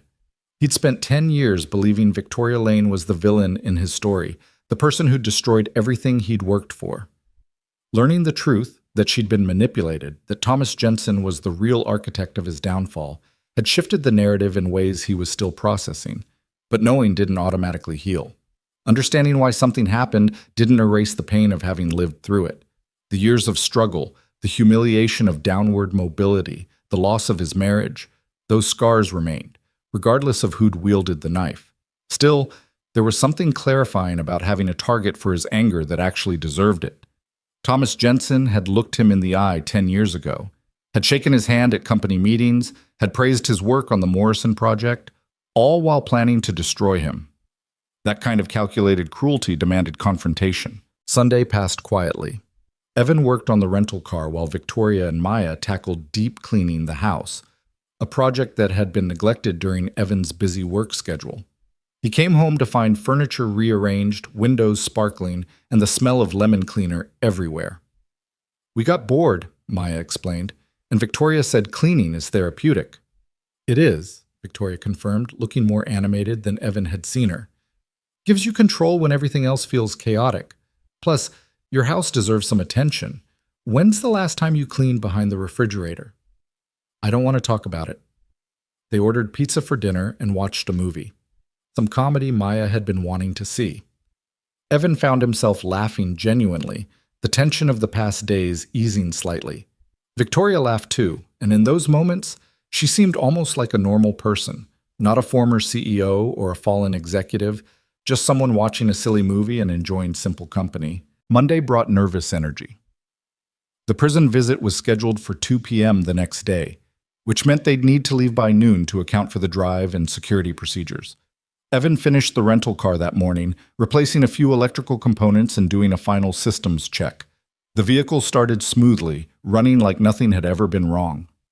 She's ready, he told Victoria that afternoon. Want to take her for a test drive? They drove through downtown Meridian with Victoria behind the wheel, reacquainting herself with the feel of the car. Evan directed her toward the outskirts of town, to the neighborhood where he and Maya used to live before the foreclosure. This is it, he said as they passed a modest 2-story house with a large yard. That was ours, the blue one with the maple tree in front. Victoria slowed to look. It's lovely. Yeah, we were happy there. For a while. Evan stared at the tree he'd planted the year Maya was born, now towering over the roof. Sometimes I'd drive past just to see it, remind myself it was real, that I didn't dream the whole thing. Do you regret it, the life you lost? Every day. But I don't regret who I became because of losing it. Does that make sense? Victoria nodded slowly. It does. I regret destroying my father's company. I regret trusting Thomas. I regret not being brave enough or smart enough to see what was happening. But I don't regret what survival taught me. I know things now about resilience, about human nature, about what actually matters, that I never would have learned from the top of the corporate ladder. They drove back in thoughtful silence. The conversation had revealed another layer of unexpected common ground. Both of them had been broken by circumstances tied to Thomas Jensen, and both had found strange wisdom in the wreckage. That evening, they planned the next day's confrontation. Maya offered to come along for moral support, but Evan firmly vetoed that idea. "This isn't something you need to see or be part of," he told his daughter. "You've got school anyway. We'll tell you all about it afterward. Promise you'll be safe? Prison visits seem sketchy. It's a minimum security federal facility, not Alcatraz. We'll be fine." But that night, lying in his bed while Victoria slept on the couch and Maya was safe in her room, Evan felt the weight of what they were about to do. Confronting the man who'd destroyed his life felt simultaneously necessary and terrifying. What if Thomas was unrepentant? What if he laughed at them? What if the confrontation brought no closure, just more pain? He thought about Victoria's determination to tell Thomas he hadn't broken her. That took courage, standing before your destroyer and claiming victory over their worst intentions. Evan wanted that courage too. Wanted to look Thomas Jensen in the eye and show him that despite everything, despite the calculated cruelty and the stolen decade, Evan Cole had survived, had built something good, had raised an incredible daughter and maintained his integrity and remained capable of compassion even toward those who'd hurt him most. That was the real victory. Not career success or financial security, but remaining fundamentally decent in the face of profound injustice. Thomas Jensen had taken many things from Evan, but he hadn't taken that, couldn't take it, because it wasn't his to steal. Morning came bright and cold. Evan dressed carefully, not quite formal, but respectful. Dark jeans, a button-down shirt, his good leather jacket. Victoria emerged from the bathroom in similar attire, her hair pulled back and minimal makeup highlighting features that were slowly regaining their natural refinement as she recovered. "Ready?" he asked. "No, but let's go anyway." They dropped Maya at school with promises to text updates, then drove toward Boise. The federal facility was about an hour away, giving them plenty of time to arrive early. Neither spoke much during the drive, both lost in their own thoughts about what lay ahead. The prison was exactly what Evan expected. Institutional beige buildings surrounded by fencing, security checkpoints at the entrance, an atmosphere of controlled sterility. They went through registration, surrendered their phones and personal items, submitted to security screening. The guards were professional but detached, having processed thousands of visitors and long past finding any individual story compelling. They were directed to a visiting room that looked like a school cafeteria, tables bolted to the floor, plastic chairs, vending machines along one wall. Other visitors sat at various tables, talking quietly with inmates in khaki uniforms. The whole scene felt surreal. "Mr. Cole?" "Ms. Lane," a guard approached with a clipboard. "Thomas Jensen will be brought out shortly. You'll have 1 hour. Keep conversation appropriate. No physical contact. If there are problems, raise your hand and we'll intervene. Understood?" They both nodded. Evan's heart hammered in his chest as they chose a table in the corner, relatively private but still visible to the guards. Victoria sat beside him rather than across, presenting a united front. "Whatever happens," she said quietly, "whatever he says, remember why we came. To tell our truth. That's all we can control." Before Evan could respond, a door opened and Thomas Jensen walked through it. 10 years had changed the man. Evan remembered him as robust and confident, with silver hair and expensive suits that screamed success. The man shuffling toward them was diminished, thinner, grayer, shoulders hunched in the defensive posture of someone who'd learned to make himself small.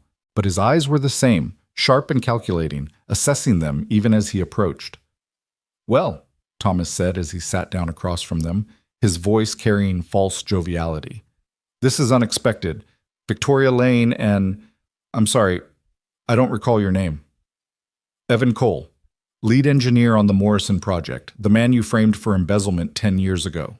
Recognition flickered across Thomas's face, followed quickly by something that might have been irritation. "Ah, yes, the engineer. I wondered if you'd ever figure it out." The casual admission hit like a slap. No denial, no pretense, just acknowledgement delivered with the boredom of someone discussing the weather. Victoria leaned forward, her voice tight with controlled anger. "That's it? That's all you have to say? You destroyed his career, stole millions from my company, and you're acting like it was nothing? Thomas shrugged, the gesture infuriating in its indifference. It was business, Victoria. Nothing personal. You were in over your head running the company, and Cole here was too smart for his own good. I needed someone to take the fall for the financial discrepancies, and he was convenient. Convenient? Evan's hands clenched into fists under the table. You destroyed my life because I was convenient? Oh, don't be dramatic. I didn't destroy anything. You rebuilt, didn't you? Found work somewhere. That's what people do. They adapt. Thomas's smile was patronizing. If anything, I probably did you a favor. Engineering is cutthroat. Maybe you weren't tough enough for it anyway. The words were designed to wound, to belittle. Evan felt rage surge through him, hot and immediate. But then he felt Victoria's hand on his arm, a gentle pressure that said, wait, breathe, don't give him the satisfaction.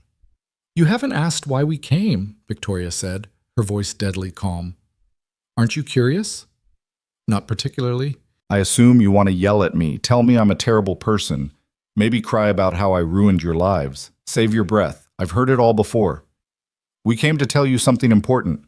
Victoria leaned back and Evan saw the steel in her spine, the CEO she'd once been emerging through the damage.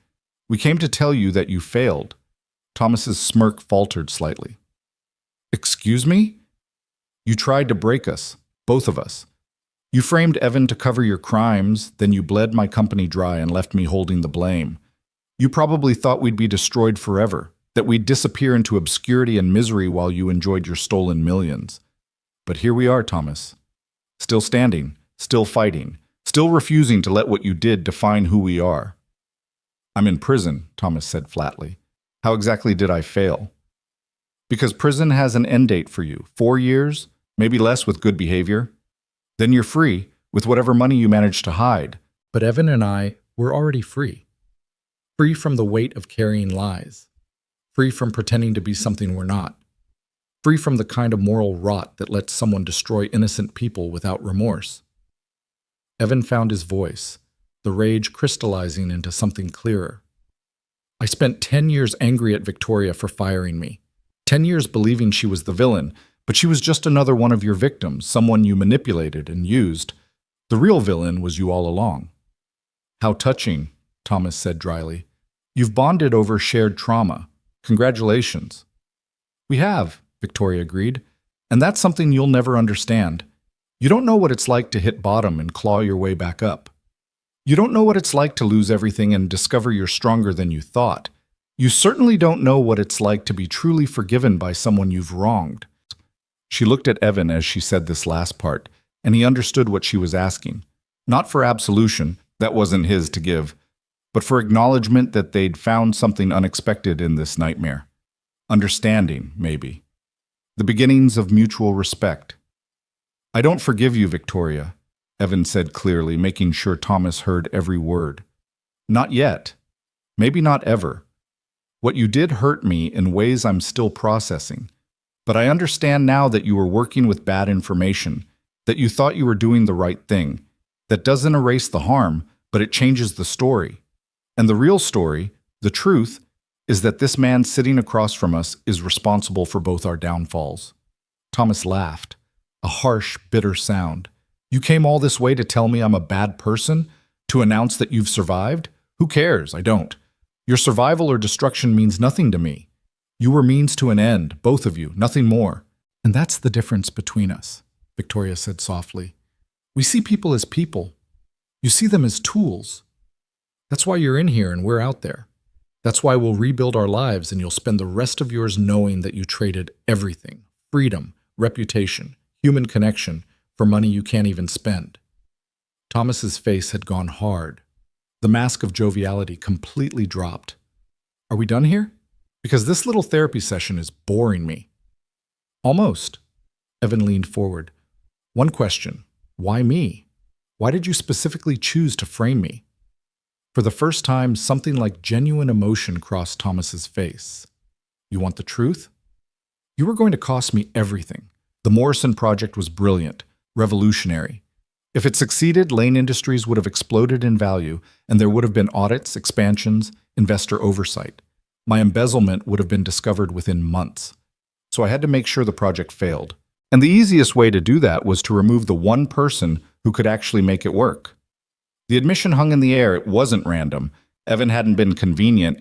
He'd been targeted specifically because he was too good at his job. You destroyed my career because I was about to succeed, Evan said slowly. I destroyed your career because your success threatened mine.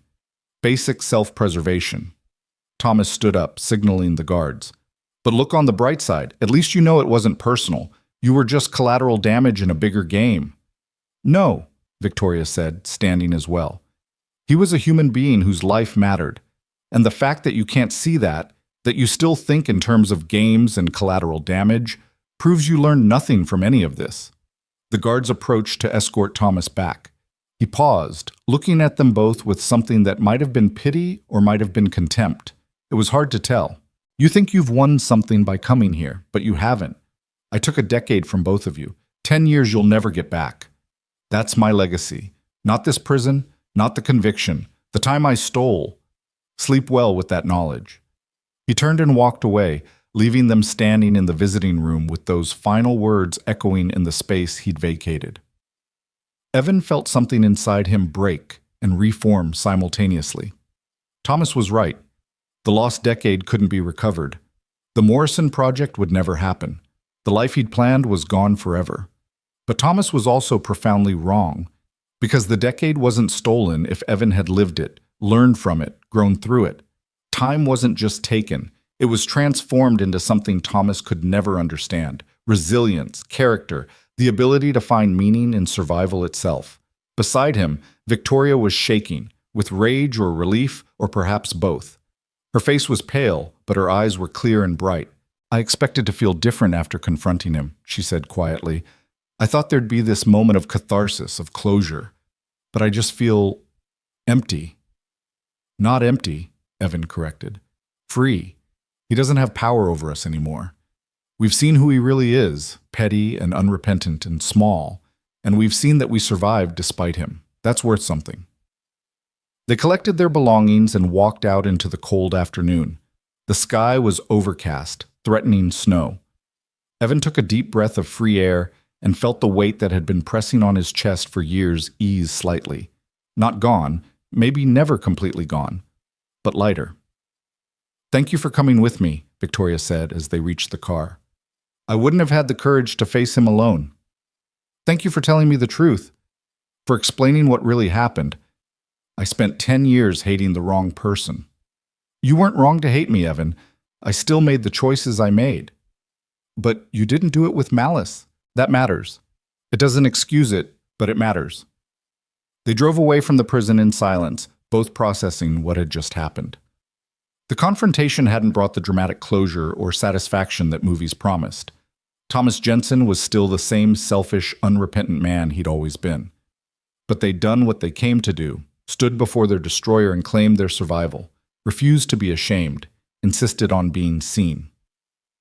Halfway home, Victoria suddenly said, "He's wrong, about the stolen decade. Time isn't stolen if you lived it. And you lived it beautifully, Evan. You raised an incredible daughter. You maintained your integrity. You became someone capable of saving the life of your enemy. That's not collateral damage. That's victory." Evan felt tears prick his eyes, unexpected and unwelcome. I wanted my old life back so badly for so long. The career, the house, the future I'd planned. But you're right. What I built instead has value. Different value, maybe, but real. And not finished yet. You could still have more. A new career, new possibilities. The past is gone, but the future isn't written. Is that what you're going to do? Start over again? I have to. I don't have the luxury of giving up. Victoria's hands tightened on the steering wheel. But this time I'll do it right. No cutting corners, no trusting the wrong people, no sacrificing others for convenience. This time I'll build something that actually helps people rather than just enriching myself. Like what? I don't know yet, but something. Something that matters. They pulled into Evan's driveway as the first snowflakes began to fall. The house looked warm and welcoming, lights glowing in the windows. Maya appeared on the porch before they'd even gotten out of the car, bouncing with barely contained curiosity. "So?" she demanded. "What happened? Was he sorry? Did he apologize?" "No," Evan said simply. "He wasn't, and he didn't." "But that's okay. We didn't go there for his apology. We went there for ourselves." Inside, over hot chocolate and the last of the morning's pastries, they told Maya everything. Thomas's indifference, his admission that he'd targeted Evan specifically, his complete lack of remorse. Maya listened with the focused attention she brought to important things. "He sounds like a psychopath," she concluded. "Maybe," Victoria agreed, "or maybe just someone who convinced himself over time that other people don't really matter.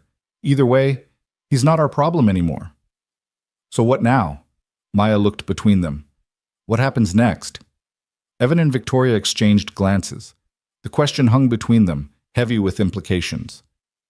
What did happen next? They'd confronted their shared past, stood together against their destroyer. But the future remained uncertain, full of complications and unanswered questions. "Now," Evan said slowly, "we figure out the next step, together, maybe, or separately, but we figure it out." It wasn't a complete answer, but it was honest, and for now, honesty felt like enough. The days following the prison visit settled into an unexpected rhythm. Victoria remained in the house, ostensibly recovering but increasingly integrated into their daily routines. She made breakfast while Evan got ready for work, helped Maya with college application essays in the evenings, and spent her afternoons researching something on Maya's laptop that she wouldn't quite explain yet. By Friday, a week after the storm that had brought her into their lives, Victoria looked almost healthy.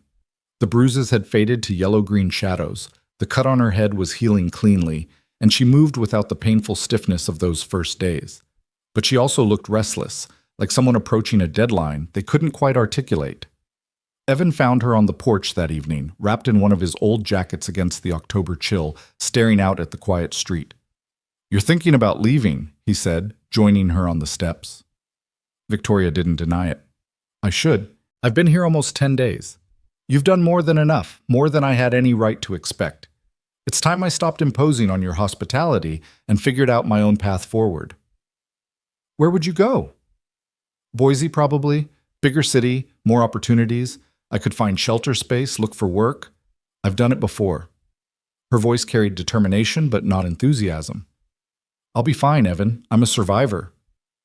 "You shouldn't have to just survive, though. Not when there might be better options." Victoria turned to look at him, curiosity sparking in those pale blue eyes. "What do you mean?" "I've been thinking about what you said, about helping displaced workers, people who've lost their careers through no fault of their own. People like us." Evan pulled out his phone and showed her the notes he'd been making during slow moments at the shop. What if there was a place, a nonprofit organization, that helped people in that situation? Job training, resume building, interview coaching, mental health support, a safety net for people falling through the cracks. Victoria took his phone, reading through his notes with growing intensity. This is actually brilliant. A comprehensive support system specifically designed for mid-career professionals who've been displaced. Nobody's doing this. Because it's expensive and complicated and would require someone with business experience to actually make it work. Evan met her gaze directly. "Someone like you." The implication hung in the air between them. Victoria handed back his phone slowly, her expression unreadable.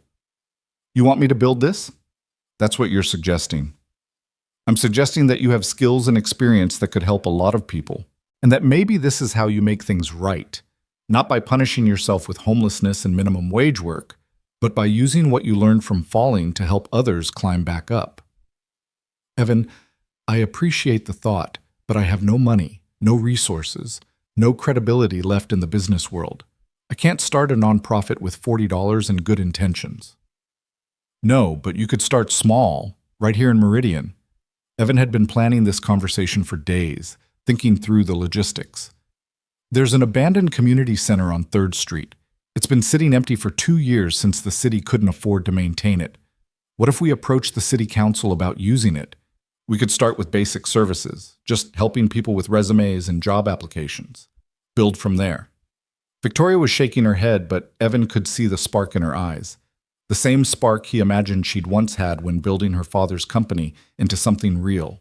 And who would fund this operation? Who would trust me to run it? The community might, if they saw what you're trying to do. And I'd vouch for you. Evan surprised himself with the certainty in his voice. I know that doesn't count for much. I'm just a mechanic.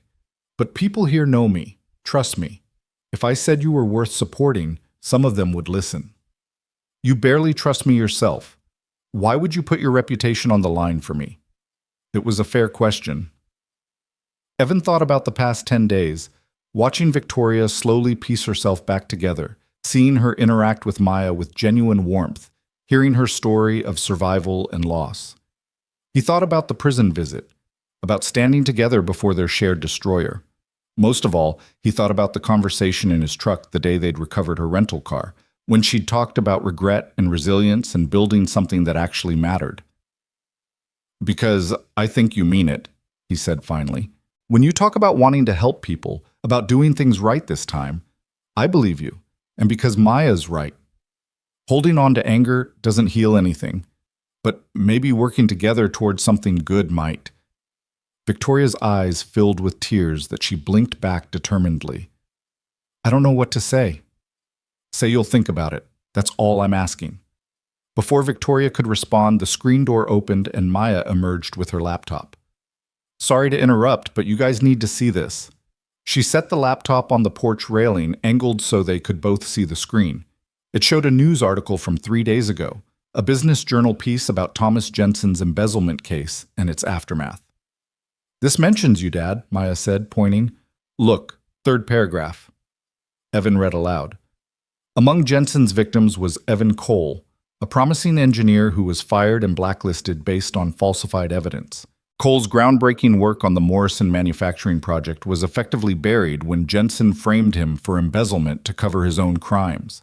Industry analysts suggest that if the Morrison project had proceeded, it could have revolutionized domestic manufacturing processes.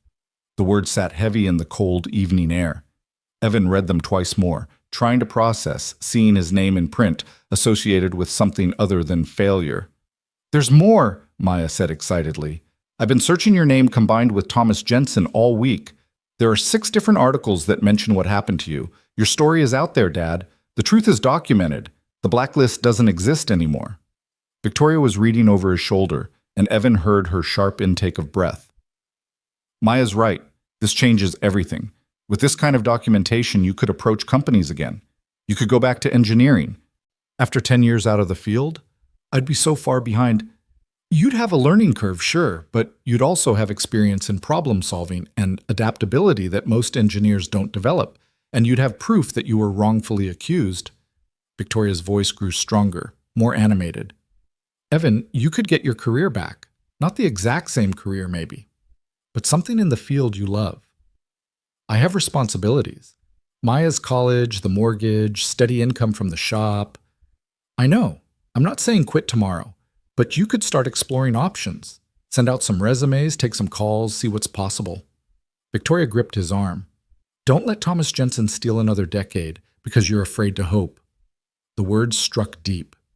Evan had gotten comfortable in his small life, had convinced himself that accepting less was the same as finding peace.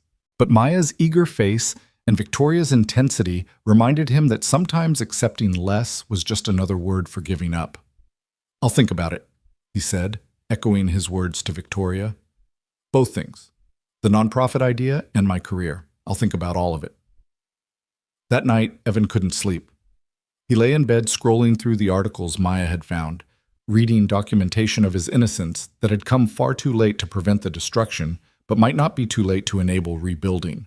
The words promising engineer and groundbreaking work felt alien applied to him now, like descriptions of someone he used to be. Around midnight, he heard movement in the living room. He found Victoria sitting in the darkness, her own laptop open, the screen's glow illuminating her face. Couldn't sleep either? He asked. I started researching your nonprofit idea. I couldn't help myself. She turned the screen toward him. Look, there are grant programs specifically for workforce development initiatives. Federal money, state money, private foundation money. If we could put together a solid proposal, we might actually be able to fund this thing. Evan sat down beside her, studying the websites she'd found. You're serious about this? I think I am. It feels right in a way nothing has felt right in years. Victoria pulled up a document she'd been drafting. I've been outlining a mission statement. Listen to this. The Second Chance Initiative provides comprehensive support to mid-career professionals displaced by circumstances beyond their control, offering job training, emotional support, and community resources to facilitate successful reintegration into the workforce. What do you think? I think it's good, really good. But Victoria, this is a massive undertaking. It would consume your life. My life right now consists of shelter beds and day labor. This would be an improvement. She smiled slightly. Besides, I'm good at building organizations. It's what I was trained to do. I just need to do it right this time, with transparency and ethics, and actual concern for the people involved. You'd need a board of directors, financial oversight, all the things that could have prevented what Thomas did. Exactly. We build in accountability from the start. Make it impossible for anyone to abuse their position. Victoria's fingers flew across the keyboard, adding notes. And we'd need community buy-in. Local businesses willing to hire our clients, volunteers to help with training, donations of money and resources. That's where my reputation comes in, Evan said, understanding clicking into place. I approach the community. You design the systems. We work together. Partners, Victoria said softly, in actually helping people rather than destroying them. The word felt significant, weighty with possibility and risk. Partners meant trust, collaboration, shared risk. It meant Evan would be publicly associating himself with Victoria Lane, whose name still carried stigma despite her innocence. It meant gambling his carefully rebuilt stability on something uncertain, but it also meant possibility, purpose, a chance to transform their shared tragedy into something meaningful. Okay, he said. Let's do this. Let's actually try to build something good out of all this wreckage. Victoria's smile was brilliant and genuine, the first time Evan had seen her look truly happy. Thank you for believing this is possible, for believing I'm capable of doing better. Don't make me regret it, he said, but his tone was light. They worked until 3 a.m, outlining plans and researching grant requirements and drafting mission statements. By the time Evan finally fell into bed, his mind was buzzing with possibilities he hadn't allowed himself to consider in a decade. The next morning at breakfast, they presented their idea to Maya, who listened with the serious attention she brought to important matters. So basically, you want to start a nonprofit to help people like Dad who got screwed over by circumstances? She summarized. That's the simplified version, yes, Victoria confirmed. And you need community support to make it work? We do. Money, volunteers, partnerships with local businesses. It's ambitious. Maya thought for a moment, then grinned. I know where to start. Mrs. Patterson. Who's Mrs. Patterson? Victoria asked. The principal at Maya's high school, Evan explained. She's been in Meridian forever, knows everyone, sits on half the boards in town. And she loves Dad because he's been coaching the junior robotics team for free for 3 years, Maya added. If you could get her on board, she could help recruit other community leaders. It was a good idea, strategic and practical. Evan made a note to call Mrs. Patterson on Monday. What about the community center? Maya continued. The abandoned one on 3rd Street? How do you get permission to use it? City council meeting, Victoria said. They meet the second Tuesday of every month. We could present a proposal, ask for permission to lease the building for minimal cost in exchange for providing community services. That's in 4 days, Evan pointed out. We don't have time to prepare a proper presentation. Then we'd better work fast. Victoria's eyes held determination Evan recognized from his engineering days, the look of someone who'd identified a problem and refused to walk away until it was solved. Maya, can you help me put together slides? Evan, you focus on writing the community impact statement. We'll divide and conquer. The weekend transformed into a flurry of activity. Victoria and Maya commandeered the kitchen table, building a presentation that explained the need, outlined the solution, and projected community benefits. Evan worked at the shop during the day but spent evenings calling contacts. Danny Morrison, Mrs. Patterson, other people he'd built relationships with over the past decade. He explained the idea, asked for letters of support, felt vulnerable in a way he hadn't since begging for employment 10 years ago. Mrs. Patterson agreed to attend the council meeting and speak on their behalf. Danny offered the auto shop as a training site for people wanting to learn basic mechanical skills. 3 other local business owners pledged support, a restaurant willing to hire through their program, an accounting firm offering free financial consulting, a law office providing pro bono legal services. By Monday evening, they had a 15-page proposal, 12 letters of support, and a presentation that Victoria had polished to professional perfection. They also had something else, a sense of shared purpose that felt almost like friendship. "This is insane," Evan said, reviewing the materials one final time. "We met less than 2 weeks ago under the worst possible circumstances, and now we're launching a nonprofit together." "Insane or inspired?" Victoria countered. "I genuinely can't tell anymore." "Maybe both." Evan looked at the woman sitting across from him, transformed from the broken, desperate person he'd found on the highway into someone focused and determined and alive with purpose. "You know, if this actually works, if the council approves and we get funding, you'd need to stay in Meridian. Long term." "I know. And you'd be working with me. Probably daily, despite everything that's between us." "I know that too." Victoria met his gaze steadily. "Is that a problem for you?" Evan considered the question honestly. 2 weeks ago, the idea of working with Victoria Lane would have been unthinkable. But the woman who'd manipulated him wasn't the same woman sitting in his kitchen, nervously organizing presentation materials and believing fiercely that they could help people. Time and suffering had transformed her, just as they'd transformed him. "I don't know yet," he admitted, "but I'm willing to find out." The city council met in a small room in the municipal building downtown. 20 folding chairs faced a raised table where 5 council members sat, looking bored and slightly suspicious as Evan and Victoria approached the microphone during the public comment period. Evan recognized 2 of the council members, Martha Brennan, who ran the hardware store, and James Liu, who owned the pharmacy. Both knew him casually from years of small-town interactions. He hoped that familiarity would help. "Good evening," Victoria began, her voice steady and professional despite the nerves Evan knew she was feeling. "My name is Victoria Lane, and this is Evan Cole. We're here tonight to present a proposal for a workforce development nonprofit that would serve Meridian and the surrounding communities." She clicked to the first slide, a stark statistic about displaced workers in Idaho. Then another showing the gap in services for mid-career professionals.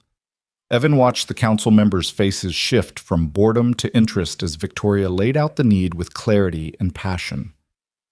The Second Chance initiative would provide comprehensive support to people who've lost their careers through no fault of their own, Victoria continued. Job retraining, resume assistance, interview coaching, mental health support, and job placement services. We're requesting permission to lease the vacant community center on 3rd Street for minimal cost, with the understanding that we'd provide these services free of charge to community members. She yielded the microphone to Evan, who explained their funding strategy: grants, donations, partnerships with local businesses. He spoke about the letters of support they'd gathered, the commitments from business owners to provide training and employment opportunities. "This isn't just about helping individuals," Evan said, looking directly at Martha Brennan. "It's about strengthening our entire community. Every person we help get back on their feet is someone who can contribute to Meridian's economy, support local businesses, and give back to their neighbors. We're investing in people, and that's always a sound investment." Mrs. Patterson stood from the audience to speak, lending her considerable community credibility to their proposal. She talked about Evan's years of volunteer work, his character, his commitment to young people in the robotics program. She carefully avoided mentioning Victoria's past, focusing instead on the quality of the proposal itself. The council members asked questions about insurance, about liability, about operational costs and sustainability. Victoria fielded them with the competence of someone who'd once run a multi-million-dollar company, demonstrating knowledge without arrogance. Evan watched her and felt something shift in his chest. This was who she was supposed to be, someone using her considerable skills to build rather than destroy. After 30 minutes of discussion, the council excused them to deliberate. Evan and Victoria sat in the hallway, both too nervous to speak. Maya had stayed home to finish homework, but had texted 17 times asking for updates. Whatever happens, Victoria said quietly. Thank you for trying. For believing this was worth the effort. It is worth it. Whether they approve tonight or not, this is important work that needs doing. The door opened and Martha Brennan gestured them back inside. The council members' faces were unreadable as everyone settled back into position. Miss Lane, Mr. Cole, James Liu began, the council has reviewed your proposal and discussed the matter. We have some concerns about insurance liability and building maintenance costs. Evan's heart sank. This was how rejection always started, with reasonable concerns that became insurmountable obstacles. However, Liu continued, we also recognize the significant need for these services in our community. We're prepared to approve a 6-month trial lease of the 3rd Street Community Center at a rate of $1 per month, with the understanding that you'll maintain adequate insurance and keep the building in good repair. After 6 months, we'll reassess based on community impact and program success. Victoria's hand found Evan's under the table, squeezing hard. He squeezed back, both of them trying to process what they'd just heard. That's yes? Victoria said. You're approving it? We're approving a trial period, Martha Brennan clarified, but she was smiling. Show us what you can do with 6 months. Help some people. Make a difference. Then we'll talk about a longer-term arrangement. They practically floated out of the municipal building. On the sidewalk, Victoria grabbed Evan's arms, her face alight with joy. We did it! We actually did it! We got a chance to do it, Evan corrected, but he was grinning too. Now comes the hard part, actually making it work. They called Maya from the parking lot, both talking over each other in their excitement. Then they drove to the community center on 3rd Street to see their new space. The building was smaller than Evan remembered, a single-story structure of faded brick with large windows and a sign that still read Meridian Community Center, though the paint was peeling. The grass around it had grown wild, and one of the windows was cracked, but the bones were solid. It needs work, Victoria said, walking the perimeter. A lot of work. Cleaning, painting, repairs. We'll need furniture, computers, supplies. We'll figure it out. That's what we do. We figure things out. Evan tried the front door and found it locked. I'll get the keys from the city tomorrow, then we can start planning the renovation. They stood together in front of the building as dusk fell, both contemplating the enormity of what they'd undertaken. 6 months to prove the concept, to help enough people that the council would see value in making the arrangement permanent. 6 months to transform personal tragedy into community benefit. I'm scared, Victoria admitted. What if we fail? What if we can't help anyone, or we run out of money, or people don't trust me enough to participate? Then we fail having tried something meaningful. That's better than not trying at all. Evan looked at the building. Their building now, for the next 6 months at least. But I don't think we're going to fail. I think we're going to help a lot of people, and it's going to be hard and messy and complicated, but it's going to matter. Victoria nodded slowly, her fear transforming into determination. Okay, we can do this. The next 2 weeks were a blur of activity. Evan took a week of vacation from the shop to focus on renovation work. Victoria coordinated volunteers, Mrs. Patterson recruited parents from the high school, Danny brought his sons, even some of Evan's co-workers showed up with paint supplies and tools. Maya organized a social media campaign that brought in donations of furniture, computers, office supplies. The transformation was remarkable. The tired, abandoned building became clean and welcoming. Fresh paint covered the walls in warm, inviting colors. Donated desks and chairs filled what would become the counseling area. A corner was set up with computers for resume writing and job applications. Another space became a small library of professional development books. Victoria worked alongside everyone else, painting walls and assembling furniture without complaint. Evan watched her interact with the volunteers, thanking them genuinely, listening to their suggestions, treating everyone with respect regardless of their station. This was the leader she should have been 10 years ago before Thomas Jensen's corruption twisted her priorities. 2 days before their planned opening, Evan found Victoria sitting alone in what would be her office, a small room with a window overlooking the street. She was crying quietly, tears streaming down her face as she stared at the space. "Hey," he said gently, kneeling beside her chair. "What's wrong?" "Nothing's wrong. That's the problem. Nothing's wrong. Everything is coming together. People are helping. The community is supporting us. And I don't deserve any of it. Her voice broke. I destroyed your life, Evan. I made decisions that hurt you and Maya terribly, and instead of punishing me, you're helping me build something good. Why? Why would you do that? Evan was quiet for a moment, thinking about forgiveness and grace and the complicated mathematics of mercy. Because punishment doesn't heal anything, he said finally. I spent 10 years angry, and it didn't undo what happened. It didn't restore what I lost. It just made me bitter and tired and smaller than I wanted to be. But this, helping people, building something meaningful with someone who understands what it's like to fall, this feels like healing. For both of us. I don't know if I can ever forgive myself for what I did to you. Maybe that's not your job. Maybe your job is to do better going forward, to use what you learned from falling to help others climb back up, to be the person you wish you'd been 10 years ago. Evan reached out and took her hand, a gesture of friendship, of partnership. You can't change the past, Victoria. None of us can. But we can choose what we build from the wreckage. She squeezed his hand, fresh tears falling. Thank you. For second chances I don't deserve, for believing I can be better. You're already better. You just need to believe it yourself. The Second Chance Initiative opened on a Monday morning in November. They'd sent out flyers, posted on social media, contacted the local newspaper. Evan and Victoria arrived early, both nervous about whether anyone would actually show up. By 9 a.m., 7 people stood outside the door. Men and women of various ages, all carrying the particular kind of tension that came with unemployment and uncertainty. Evan recognized one of them, Bill Harmon, who'd been laid off when the lumber mill closed 6 months ago. The others were strangers, but their stories were likely similar. Good people hit by bad circumstances, looking for a way back. Welcome, Victoria said, unlocking the door. Thank you for coming. Please, come in. We have coffee and pastries, and we're here to help however we can. The first day was chaotic but hopeful. They conducted intake interviews, assessed skills and needs, started matching people with resources.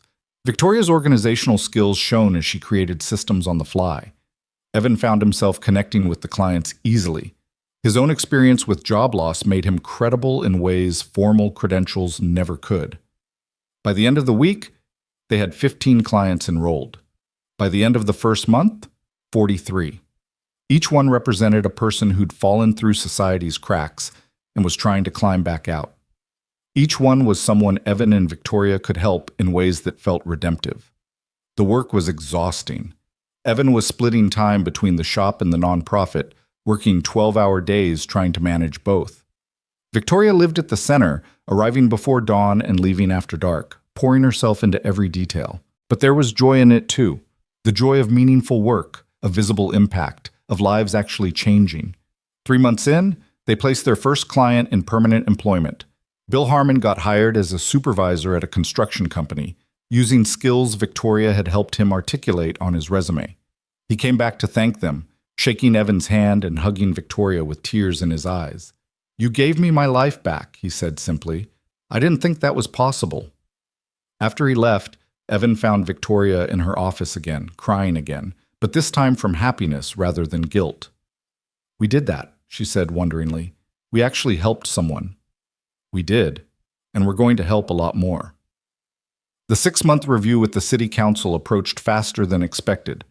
They prepared a comprehensive report. 43 clients served, 12 permanent placements, 27 in active job training programs, letters of support from clients, from employers, from community members who'd seen the difference the center made. The night before the council meeting, Evan couldn't sleep again. He found himself on the porch, staring at the stars and thinking about the strange journey that had brought him here. 10 years ago, he'd lost everything. 2 weeks ago, no, it had been almost 6 months now, though the early days felt like yesterday, Victoria Lane had literally crashed into his life. And now they were partners in something meaningful, something that was changing lives, including their own. The screen door opened. Victoria joined him, wrapped in a blanket against the spring chill. "Can't sleep either?" she asked. "Nervous about tomorrow." "Me too, but Evan, regardless of what the council decides, this has been worth it. These 6 months of actually helping people, of building something good together, it's been worth every moment. We're going to get approved," Evan said with more confidence than he felt. The numbers are strong. The community support is real. They'd be foolish to shut us down. I hope you're right. They sat in comfortable silence, to two people who'd been enemies and victims and were now something more complicated and more valuable. Partners in redemption, friends forged in the fires of shared suffering and shared purpose. I never thanked you, Victoria said quietly, for stopping that night, for saving my life when you had every reason to drive past. You've thanked me 100 times. I know, but I mean it differently now. Then I was grateful for physical rescue. Now I understand you saved more than my life. You saved my chance at redemption, at becoming someone worth being. She looked at him in the starlight. You showed me that grace is real, that second chances exist, that people can choose compassion over revenge. That's a gift I can never repay. You're repaying it every day. Every person we help is you repaying it.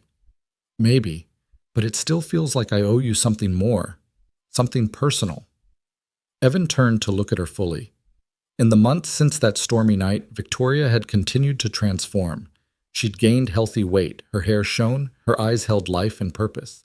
She looked like herself again, or perhaps like the self she was always meant to become. You don't owe me anything, he said gently. But if you want to give me something, give me this. Keep being the person you've become.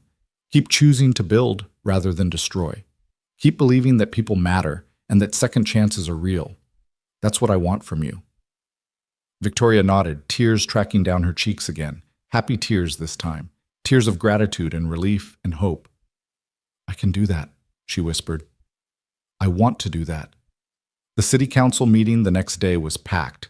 Clients filled the seats, along with volunteers, employers who'd partnered with them, and community members who'd watched the center's growth.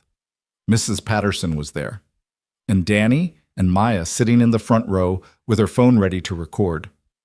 The council reviewed their report with serious faces. James Liu asked detailed questions about sustainability and growth plans. Martha Brennan wanted to know about long-term funding strategies. But their questions felt different this time. Not skeptical obstacles, but genuine engagement with how to make the program permanent. After an hour of discussion, the council voted. 5-0 in favor of extending the lease indefinitely at the same minimal rate, recognizing the Second Chance Initiative as an official community resource. The room erupted in applause. Victoria grabbed Evan's hand, squeezing so hard it hurt, both of them grinning like fools. They'd done it. They'd taken tragedy and trauma and transformed it into something lasting and good. Outside after the meeting, surrounded by congratulations and celebration, Evan found a quiet moment with Maya. You did good, Dad, she said, hugging him tight. Really good. I'm proud of you. I had help. A lot of help. From the person who destroyed your career. Who would have guessed that would work out? Maya's smile was wry. Life is weird. Life is weird, Evan agreed. But sometimes weird turns out okay. He looked over at Victoria, who was being thanked by Bill Harmon again, her face glowing with genuine happiness. The destroyed CEO had become a builder of second chances. The vengeful victim had become a partner in redemption. And somehow, impossibly, it had all started with the simple choice to stop for a stranger on a stormy night. Grace, Evan thought, was the most powerful force in the universe. More powerful than revenge, stronger than justice, more transformative than punishment. Grace took broken things and made them new. Grace turned enemies into friends and tragedy into triumph. And grace, he was learning, wasn't something you earned or deserved. It was something you chose to give and to receive, over and over, until the giving and receiving transformed everyone involved into better versions of themselves. That night, after all the celebrations ended, the three of them, Evan, Victoria, and Maya, sat together in the living room where Victoria had first woken after being rescued. 6 months had passed since that stormy night, but it felt like a lifetime. So what's next? Maya asked. You've got the center permanently. What's the next goal? Victoria and Evan exchanged glances. They'd been discussing expansion possibilities, but hadn't made final decisions. I think, Victoria said slowly, we grow carefully, add services as we can support them. Maybe hire some staff so Evan isn't working 2 jobs indefinitely. Maybe expand to neighboring communities. but always keeping our core mission, helping people rebuild their lives with dignity. And you're staying in Meridian? Maya pressed. Permanently? If that's okay with you and your dad. I know I've been imposing for 6 months now. You're not imposing, Evan interrupted. Your family. The word hung in the air, surprising all three of them, but it felt right. Victoria had become woven into their lives in ways that transcended her original role as rescued stranger or former enemy. She was part of their daily rhythm, their shared mission, their home. Family, Victoria repeated softly, testing the word. I haven't had that in a long time. You have it now, Maya said firmly. You're stuck with us. Deal with it. They talked late into the night, making plans and dreaming bigger dreams. The Second Chance initiative would grow, would help more people, would become a model for other communities. Evan would slowly transition from the auto shop to full-time work at the center. Victoria would continue building the organization, but with checks and balances and transparency built into every system. And maybe, though this was harder to articulate, Evan would start exploring his own second chance. The articles about Thomas Jensen's conviction had opened doors he'd thought permanently closed. A few engineering firms had reached out tentatively after seeing his name in the news. Nothing concrete yet, but possibilities. Whispers of a future that might include the career he'd lost alongside the meaningful work he'd found. The path forward wasn't certain. Challenges remained. Funding would always be tight. The work would always be demanding. Old wounds might never fully heal. But they would face it together, 3 people bound by tragedy and transformed by grace into something resembling a family. As Evan lay in bed that night, he thought about the man he'd been 10 years ago. Ambitious, successful, convinced that achievement and status defined worth. That man had been destroyed by betrayal and injustice, but from the wreckage had emerged someone different. Someone who understood that character mattered more than credentials, that compassion trumped revenge, that the measure of a life wasn't what you achieved, but who you became through both triumph and suffering. He wouldn't trade places with his younger self even if he could. The pain had been real and the losses significant, but so was the wisdom earned through survival. So was the depth of purpose found in helping others. So was the profound grace of learning to forgive. Not because the wrong was minor, but because carrying hatred hurt more than letting it go. Outside, the first stars of evening appeared in the darkening sky. Inside, Victoria and Maya were still talking softly in the living room, their voices a quiet murmur of planning and hope. Evan fell asleep listening to them, grateful for storms that brought unexpected guests, for choices to stop rather than drive past, for second chances that transformed everyone involved. The story wasn't over. But for the first time in 10 years, Evan could see a future worth running toward rather than a past worth running from. And that, he thought, as sleep finally claimed him, was everything. The autumn air carried the scent of wood smoke and fallen leaves as Evan stood outside the Second Chance initiative, watching the sunrise paint the brick building in shades of gold and amber. 8 months had passed since the city council's permanent approval, and the center had become something beyond what he and Victoria had initially imagined. What started as a desperate attempt to transform personal tragedy into community good had evolved into a thriving hub of hope and reconstruction. The door opened behind him, and Victoria emerged with 2 steaming mugs of coffee, a morning ritual they'd developed over the months of working side by side. "You're here early," she said, handing him a mug.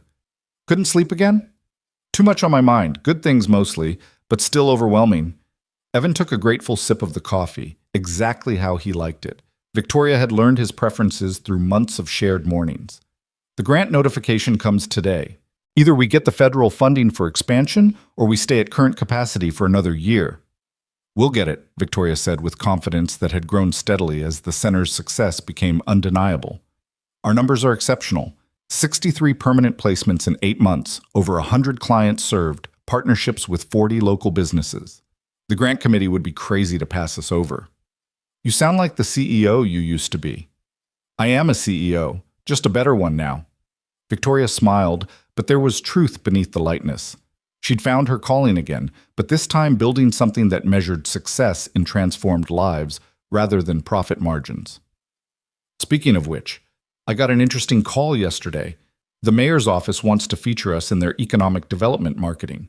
Apparently, we're now considered a model program. Evan shook his head in wonder. A year ago, I was changing oil at Morrison's shop, and you were sleeping in shelters. Now we're a model program featured by the mayor. Life is strange. Life is grace, Victoria corrected gently. Strange is just what grace looks like when you're not expecting it. They stood in comfortable silence, watching the town wake up around them. The relationship between them had evolved into something neither could have predicted, not quite friendship in the casual sense, but something deeper. Partnership forged in fire, mutual respect earned through shared struggle, and an understanding that came from parallel journeys through destruction and rebuilding. The piece was interrupted by Evan's phone buzzing. He pulled it out, his heart rate accelerating when he saw the sender's name, Jessica Chen, Director of Engineering at Cascade Systems. "It's the engineering firm," he said, his voice tight with tension. "The one in Seattle that's been considering me for the senior project manager position." Victoria moved closer, reading over his shoulder as he opened the email. Her hand found his arm as they read together, and Evan felt her grip tighten with each paragraph. "Dear Mr. Cole, we are pleased to offer you the position of Senior Project Manager for Advanced Manufacturing Systems at Cascade Systems. Your background in innovative manufacturing processes, combined with your recent experience in program development and community leadership, makes you an ideal candidate. We understand this would require relocation from Meridian to Seattle, and we're prepared to offer a comprehensive relocation package." The email continued with salary details that made Evan's breath catch, more than triple what he made at Morrison's shop, with benefits and stock options and all the trappings of the career he'd lost a decade ago. This wasn't just a job offer. This was restoration, vindication. The engineering career he'd mourned for 10 years, returned and elevated. "Evan, this is incredible," Victoria breathed. "This is everything you lost, coming back to you. You have to take it." But Evan was staring at one word in the email: relocation. Seattle was 300 miles away. Taking this job meant leaving Meridian, leaving Maya's last year of high school in the town where she'd built friendships and found stability, leaving the Second Chance initiative during a critical growth phase, leaving Victoria to manage the expansion alone, leaving the life he'd rebuilt from nothing. "I don't know if I can," he said quietly. Victoria pulled back to look at him directly, confusion and concern mixing on her face. "What do you mean you don't know? This is your dream job. This is what we've been working toward, clearing your name, getting you back into engineering. You can't turn this down." "It's not that simple. Maya's a senior. The center needs both of us to manage the expansion. In Seattle," he gestured vaguely, "everything I've built is here." "So everything you were forced to build because you had no other options," Victoria countered, her voice gaining intensity. "Evan, this is what you're supposed to do. Engineering is your calling, your passion. I've watched you light up when you talk about design problems and manufacturing processes. You're brilliant at what we do here, but it's not what you were meant for." "How do you know what I'm meant for?" "Because I see how you look at technical journals when you think nobody's watching. I see how you volunteer to help with any problem that requires engineering thinking. I hear the longing in your voice when you talk about the Morrison project and what might have been." Victoria's eyes were bright with emotion. "You gave me a second chance at my calling. Let me return the favor by refusing to let you settle for less than yours." The conversation was interrupted by Maya's voice from the doorway. "Dad, why didn't you tell me about the job offer?" Evan turned to find his daughter standing there in her school clothes, her backpack slung over one shoulder, phone in her hand displaying the same email he'd just read. Victoria must have forwarded it in some misguided attempt to help, or maybe Maya had access to his email. He'd given her his passwords for emergencies. "Maya, I just got it this morning, and you were already thinking of turning it down," she interrupted, walking toward them with the purposeful stride she'd inherited from her mother. "I can see it on your face. You're going to say no because of me. You're a senior. Your friends are here. Your school—" "Dad, I'm 17, not 7. I can handle changing schools for 1 year, and honestly, part of me wants to see somewhere new before college anyway." Maya set her backpack down and crossed her arms. "You've spent my entire childhood sacrificing your dreams to give me stability. I'm not letting you do it again. Not when you finally have the chance to get back what was stolen from you." "It's not that simple, sweetheart. There's the center, and Victoria needs help with the expansion, and And I can manage it, Victoria interjected firmly. Evan, if we get the grant, when we get the grant, we'll be hiring 3 new staff members. I don't need you here full-time anymore. I need you to go reclaim your life and stop using the center as an excuse to play it safe. The words hit hard because they carried truth. Somewhere in the past months, the center had become Evan's comfort zone, a place where he felt competent and needed without risking the kind of vulnerability that came with pursuing bigger dreams. He'd convinced himself he was being responsible, being mature, being realistic, but maybe he was just being scared. What if I fail? The question came out raw, exposing the fear he'd been carrying since the first engineering firm contacted him. What if I've been out too long and I can't keep up, and I prove Thomas Jensen right about not being tough enough for the industry? Then you'll have failed trying, Maya said simply, which is better than succeeding at something smaller than you're capable of. You taught me that, remember? When I wanted to quit robotics because I was afraid I wasn't smart enough. Evan did remember, Maya at 14, crying over circuit boards and threatening to drop out of the program. He told her that fear of failure was just fear of discovering your own limits, and the only way to know what you were truly capable of was to push against those limits until they broke, or you did. That was different, he protested weakly. No, it wasn't. You're just scared, and that's okay. But don't let fear make your decisions. Maya moved closer, taking his hand. Dad, you've spent 10 years being the person Thomas Jensen tried to destroy. Don't you want to spend the next 10 being the person he couldn't? The insight was devastating in its accuracy. Evan had survived, had rebuilt, had even found meaning in the smaller life circumstances had forced on him. But he'd never truly reclaimed who he was before the fall. He'd adapted rather than restored, accepted rather than fought back. This job offer was a chance to do more than survive. It was a chance to actually win. I need to think about it, he said finally. The offer stands for 2 weeks. Let me just think. Victoria and Maya exchanged looks but nodded. They understood that this decision needed to be his, made without pressure, even though they'd both made their positions clear. The rest of that day passed in a blur. The grant notification came through, approved, fully funded, with enough money to hire staff and expand services to 3 neighboring counties. It should have been a moment of pure celebration, but Evan found himself distracted, turning the job offer over in his mind like a Rubik's Cube he couldn't quite solve. That evening, Danny Morrison stopped by the center as Evan was locking up. His oldest friend took one look at his face and said, "You got offered the Seattle job." "How did you know?" "Because you look like a man standing at a crossroads trying to figure out which way leads home." Danny leaned against his truck. "Want to grab a beer and talk about it?"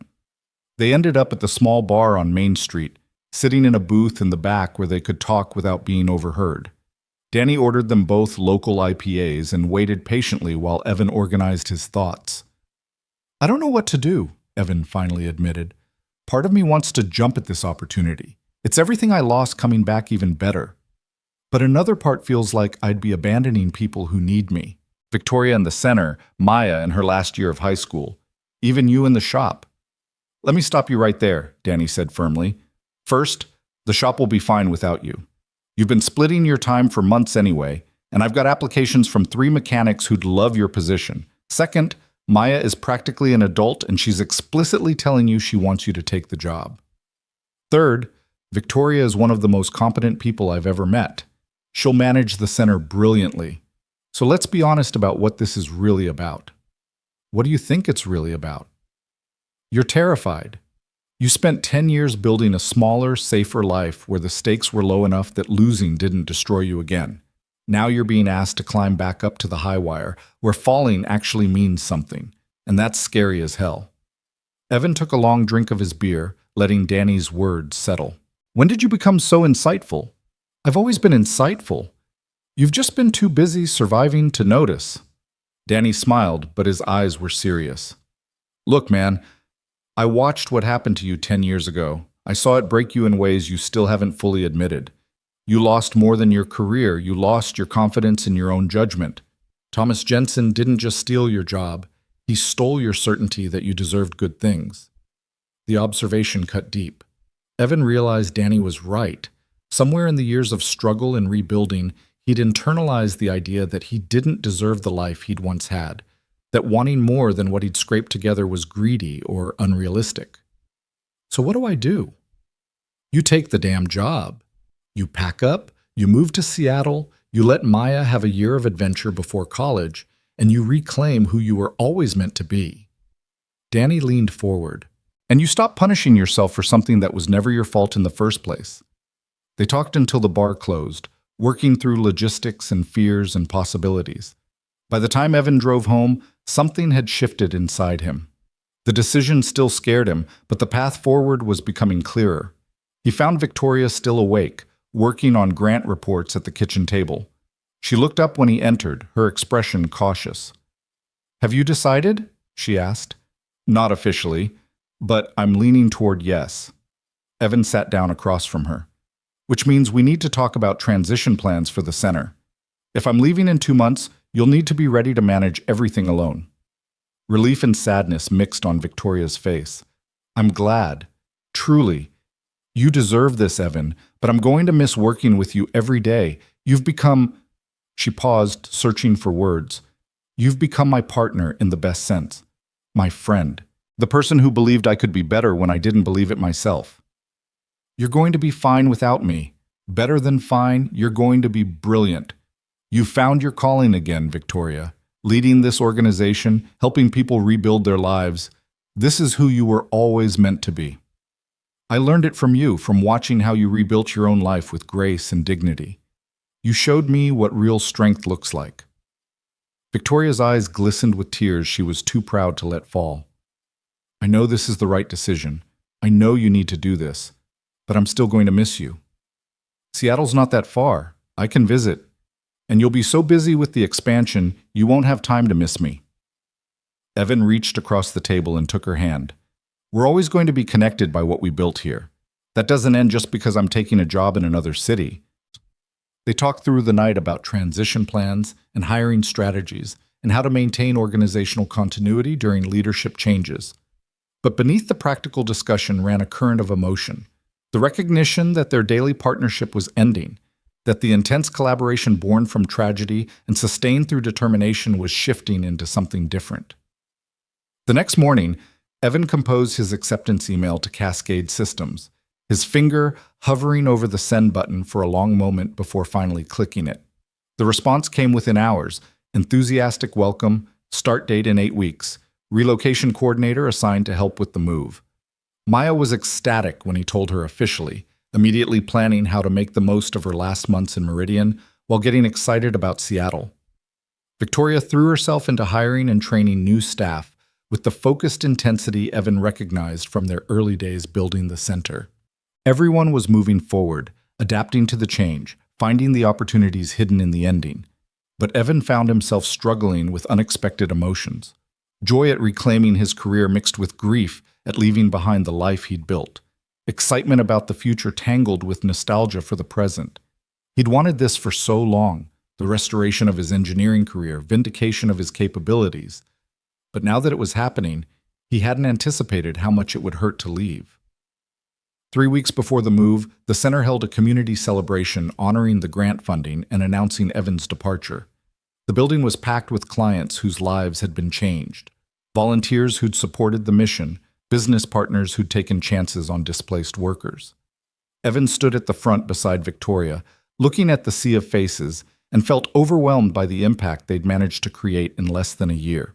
Bill Harmon stood up to speak, the first client they'd successfully placed. "A year ago, I thought my life was over, 53 years old, laid off, no prospects, watching my savings evaporate. I came to this center because I had nowhere else to go. And Evan Cole sat with me for 3 hours, helping me see that my experience had value, that displacement wasn't failure, that starting over was possible. Because of him and Victoria, I'm working again. I'm providing for my family again. I'm myself again. That's what this place does. It gives people back to themselves." Others spoke, sharing similar stories of transformation and second chances. Evan listened to them and realized that this year working beside Victoria hadn't been a detour from his real life. It had been his real life. The engineering career waiting in Seattle was important, was restoration of something stolen, was a victory worth claiming. But the work here had been meaningful in ways that transcended professional success. When it was his turn to speak, Evan struggled to find adequate words. "A year ago, I found someone on the side of the highway during a storm," he began, his voice carrying through the crowded room. "I had every reason to drive past, every justification for leaving them there. The person I found had once destroyed my career, had cost me my marriage, had forced me to rebuild my entire life from nothing. But I stopped anyway. Not because I was particularly noble or forgiving, but because it was the right thing to do. And that choice, that single moment of choosing grace over revenge, changed everything." He looked at Victoria, who stood beside him with tears streaming down her face. "Victoria Lane and I built this center from shared wreckage. We took our mutual destruction and transformed it into something that helps others. And in the process, we both discovered that redemption is real, that second chances can heal both the giver and the receiver, that forgiveness isn't about forgetting harm, but about refusing to let harm define your future." Evan turned back to the crowd. "I'm leaving to reclaim the career I lost, but I'm not leaving behind the lessons this year taught me. I'm not leaving behind the understanding that people matter more than positions, that character beats credentials, that the measure of a life is how you treat others when you have power over them. Seattle will get an engineer, but Meridian gave me back my humanity, and I'll carry that with me wherever I go." The applause was thunderous. People stood, cheering for the center and its mission and the transformed lives it represented. Evan caught Maya's eye across the room. His daughter was crying openly, pride and sadness mixing on her young face. After the celebration wound down, Evan found himself alone in the center's main room, looking at the walls covered with success stories and the desks where so many people had rebuilt their lives. Victoria joined him, carrying 2 glasses of wine from the reception. "To endings and beginnings," she said, raising her glass. "To grace and second chances," Evan countered, clinking his glass against hers. They drank in silence, both contemplating the journey that had brought them from that stormy highway to this moment of transition. "I need to tell you something," Victoria said finally. "Something I've been afraid to say because I didn't want to complicate your decision about Seattle." "What is it?" "I'm in love with you." The words came out in a rush, like she'd been holding them back for months. "I don't know when it happened exactly. Maybe when we were building this place together, or maybe when you stood beside me facing Thomas Jensen, or maybe it was always there underneath the complicated history. But I am. I'm in love with you, and I need you to know that before you leave." Evan felt his heart stutter in his chest. He'd felt the connection between them deepening over the months, had noticed the way Victoria looked at him sometimes when she thought he wasn't watching, had caught himself thinking about her in ways that went beyond professional partnership. But he'd pushed those feelings aside, telling himself they were just products of intense shared experience, that mixing romance with their complicated history would be foolish. "Victoria, you don't have to say anything," she interrupted quickly. "I'm not telling you this to change your plans or make you feel obligated. You should still take the Seattle job. You need to reclaim your career. I just needed you to know the truth before you left, that you're not just my business partner or my friend or the person who saved my life. You're the person I fell in love with while we were building something beautiful from our shared destruction." Evan set down his wine glass carefully, his mind racing. He thought about the past months, working beside Victoria daily, watching her transform from broken refugee to confident leader, sharing victories and setbacks, and 3 a.m. coffee while solving problems. He thought about the way she made him laugh, challenged his thinking, believed in his worth even when he doubted it. He thought about how right it felt to work with her, to stand beside her, to face the world as partners. "I think I love you too," he admitted, the words surprising him even as he spoke them. "I've been trying not to, because it felt complicated and messy and potentially destructive to everything we built. But I do. I love who you've become, who you helped me become, who we are together." Victoria's face transformed, hope and joy breaking through the vulnerability. "Then stay. Or let me come with you to Seattle. Or we'll figure out long distance. I don't care how we make it work, just don't walk away from this. From us. Victoria, my life is about to change completely. New city, new job, massive pressure to prove I can still compete at that level. I don't know if I can handle a new relationship on top of all that transition." So we take it slow. We figure it out as we go. Evan, we built a nonprofit from nothing in less than a year. We transformed personal tragedy into community benefit. We turned hatred into partnership and pain into purpose. If we can do all that, we can figure out how to be together. Evan pulled her close, and Victoria came willingly into his arms. They stood like that for a long time, holding each other in the center they'd built together, both knowing that everything was about to change again, but feeling less afraid of the change because they'd face it together. "Okay," Evan whispered into her hair. "Okay, we'll figure it out. But I need to do Seattle on my own first. Get settled in the job, make sure I can actually handle it, prove to myself that I belong there. Then we'll talk about what comes next for us." "How long?" "Give me 6 months. 6 months to get established, to know if this career restoration is real or just a fantasy. Then if you still want to, we'll figure out how to be together for real." Victoria pulled back to look at him. 6 months. I can do 6 months. I've waited this long to have a real home and a real purpose. I can wait a little longer to have you too. They kissed then, tentatively, at first, testing this new dimension of their relationship, then with growing certainty. It felt right in ways that surprised Evan, natural and inevitable, like this was where their story had been leading all along. The final weeks in Meridian passed too quickly. Evan trained Victoria's new staff, transitioned his shop responsibilities to Danny's new hire, and helped Maya prepare for the move. They sold furniture they didn't need, packed up years of accumulated life, and said goodbye to neighbors and friends. The day before the move, Evan drove out to the old neighborhood one last time. He parked in front of the house he'd lost in foreclosure, the blue one with the maple tree, and sat staring at it. This house represented his before, the life he'd planned, the success he'd achieved, the future that had been stolen. But as he sat there, Evan realized he didn't want that life back. Not really. That version of himself had been successful but shallow, focused on achievement rather than character, measuring worth by credentials rather than integrity. The man he'd become through loss and rebuilding was better, more compassionate, more resilient, more fundamentally decent. Thomas Jensen had tried to destroy him. Instead, he'd inadvertently created someone stronger. Evan drove away from his old house for the last time, feeling not grief, but liberation. The past was finished.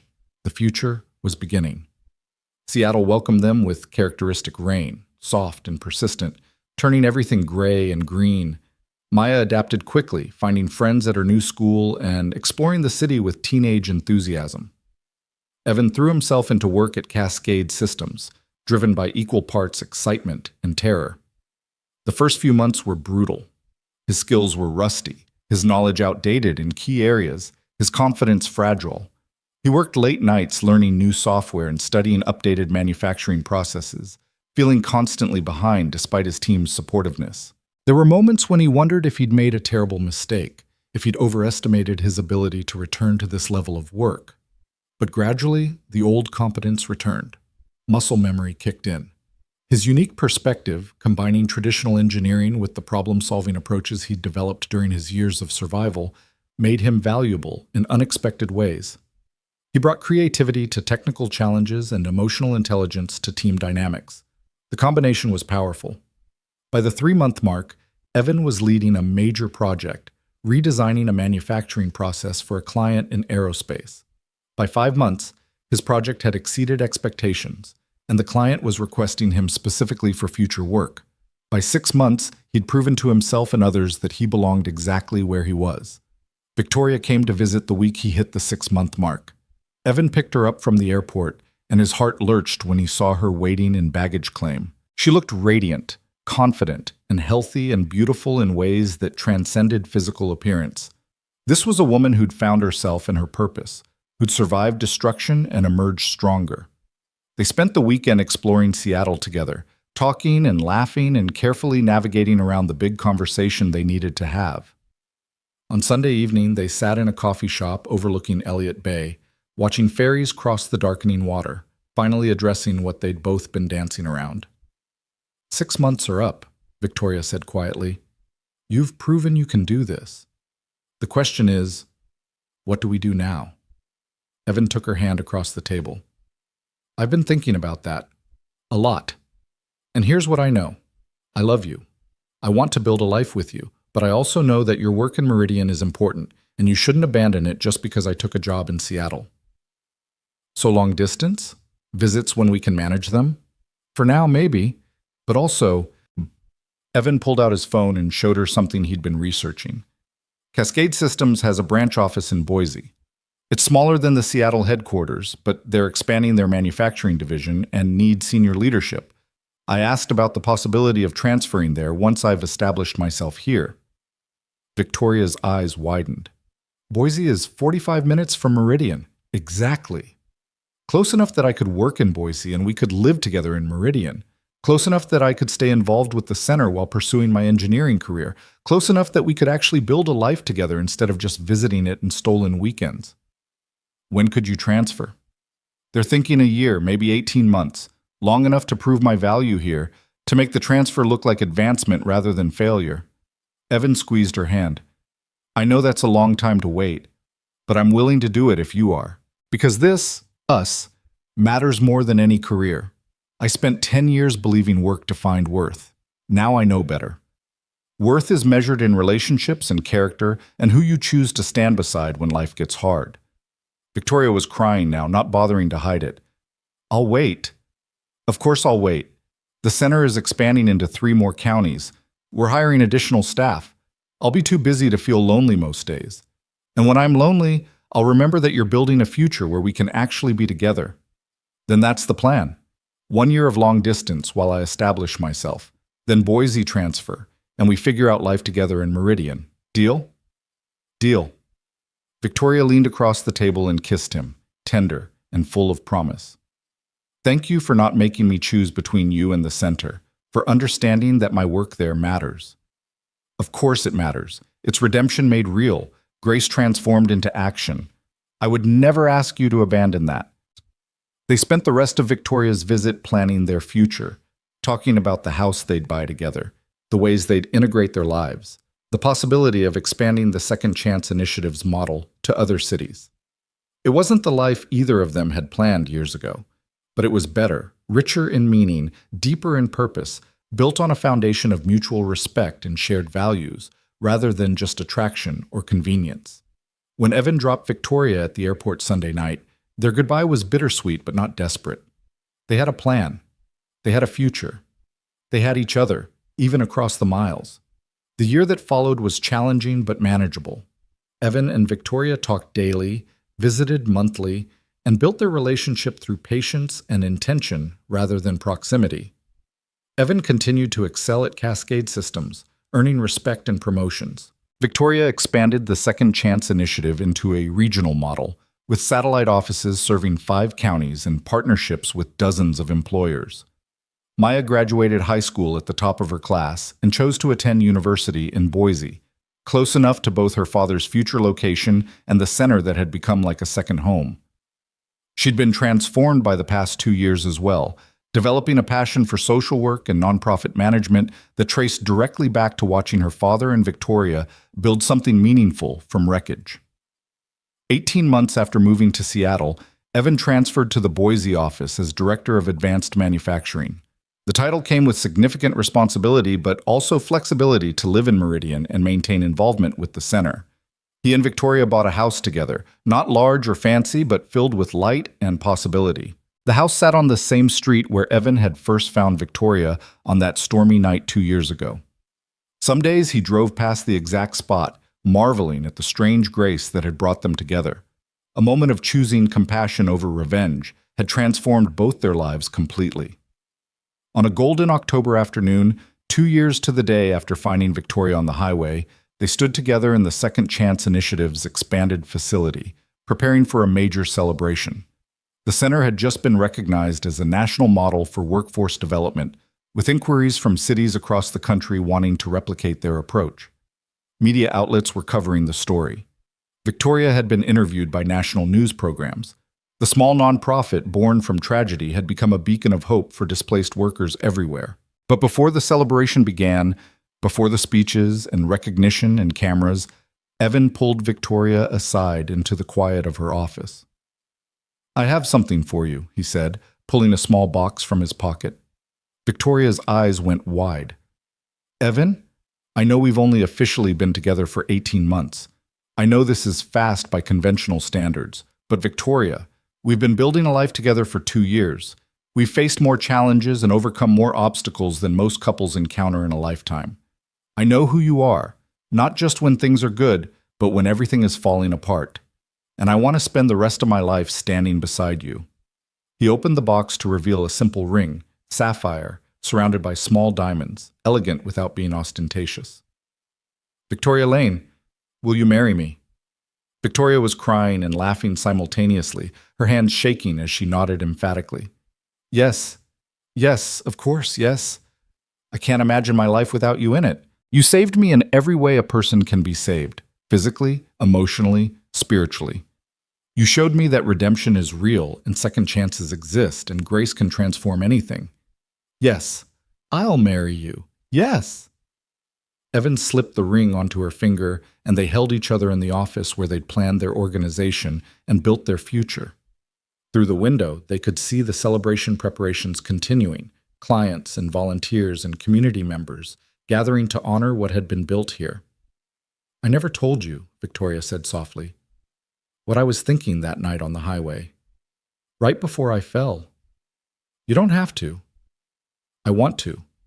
I was thinking that I'd destroyed everything I touched, that my father would be ashamed of me, that the world would be better off without someone who'd failed so catastrophically. She looked up at him, tears streaming down her face. I was ready to give up completely. And then you stopped. You chose to help someone who didn't deserve it, who'd hurt you terribly, who had no claim on your compassion. And that choice, your choice, gave me a reason to keep fighting. You gave yourself that reason. I just provided the opportunity. Maybe, but the opportunity mattered. The grace mattered. The radical kindness of stopping for your enemy mattered more than you'll ever know. Victoria touched his face gently. I was broken, Evan, completely shattered. And somehow, through helping me piece myself back together, you healed your own wounds too. We saved each other. The office door burst open and Maya rushed in, slightly out of breath. The ceremony starts in 5 minutes and you two need to… She stopped, seeing the ring on Victoria's hand and the expressions on their faces. Oh my God! Oh my God, you proposed! Dad! She launched herself at both of them, wrapping them in a fierce hug. The three of them stood there together, a family formed not by blood or convention, but by choice and circumstance and the transformative power of grace. The celebration that afternoon was joyous and meaningful. Client after client stood to share stories of transformation. Bill Harmon, now managing his own construction company and employing other displaced workers. Jennifer Martinez, who'd lost her teaching career in a school closure and now ran educational programs at the center. David Chen, whose tech industry layoff at 55 had devastated him, but who now consulted for startups and mentored young entrepreneurs. Each story was different in details, but similar in essence. People who'd fallen through society's cracks and found hands reaching down to pull them back up. People who'd lost everything and discovered they still had worth. People who'd been given second chances and used them to become better versions of themselves. When it was Evan's turn to speak, he looked out at the crowd and saw the full impact of what he and Victoria had built. Hundreds of lives changed, families restored, dignity returned, hope rekindled. All of it traced back to a choice made on a stormy highway to stop for someone who needed help. 2 years ago, he began, I had every reason to leave Victoria Lane on the side of that road. She'd destroyed my career, cost me my marriage, forced me to rebuild my life from nothing. By any measure of justice, I owed her nothing. By any standard of revenge, leaving her there would have been fair payback. The room was silent, everyone listening intently. But I stopped anyway, not because I was particularly good or noble, but because it was the right thing to do. And that choice, that single moment of choosing grace over revenge, started a chain reaction that changed everything. Victoria and I built this center from our shared wreckage. We transformed our mutual destruction into something that helps others. And in the process, we both learned that redemption isn't just possible, it's powerful. He looked at Victoria, standing beside him wearing his ring, her eyes bright with tears and joy. Thomas Jensen tried to destroy both of us. He succeeded in taking away our careers, our reputations, our sense of security, but he couldn't take away our fundamental character. He couldn't take away our ability to choose compassion over bitterness, to build rather than destroy, to extend to others the grace we needed ourselves. Evan turned back to the crowd. That's what this center represents, not just job training or career counseling, but the radical idea that every person deserves a second chance.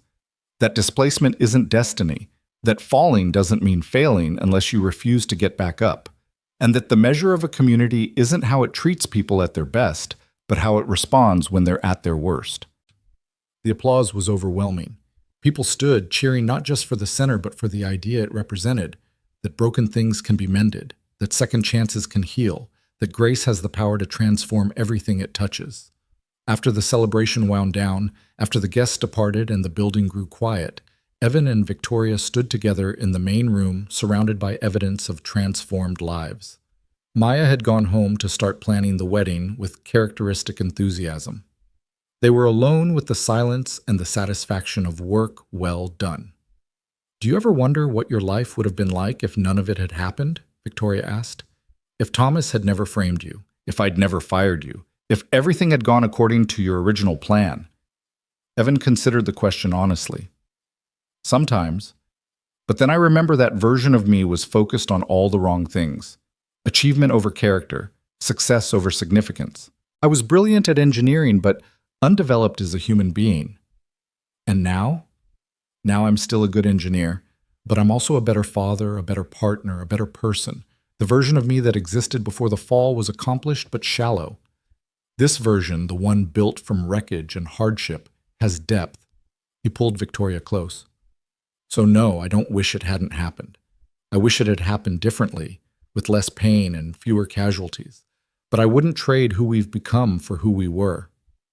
Victoria rested her head against his chest, listening to his heartbeat. "I used to think success meant building the biggest company, making the most money, having the most prestigious reputation. Now I know that success is measured in transformed lives, and second chances given, and the courage to choose grace when revenge would be easier." They stood there in the quiet, two people who'd been broken by the same man and healed through choosing each other. Outside, meridian settled into evening, lights coming on in houses, families gathering for dinner, the ordinary miracle of community continuing around them. Evan thought about the journey that had brought them here, the lost decade working as a mechanic when he should have been innovating manufacturing processes, the 18 months Victoria spent homeless and hopeless, the prison visit confronting Thomas Jensen, the decision to build something good from shared tragedy, the risk of choosing love when self-protection would have been safer.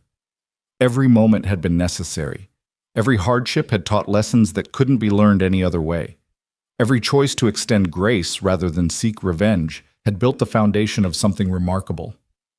"Do you think Thomas knows?" Victoria asked quietly. "About all of this? About how his attempt to destroy us ended up creating something beautiful?" "I hope not," Evan answered honestly. "I hope he sits in his cell convinced he won, that he successfully destroyed both our lives. Because the alternative, him knowing that we turned his cruelty into compassion, his destruction into creation, that would feel like giving him credit he doesn't deserve." "Fair point." Victoria smiled against his chest. "We did this despite him, not because of him. Our choices made the difference. Our refusal to let hatred poison our futures, our decision to build rather than destroy." "Exactly."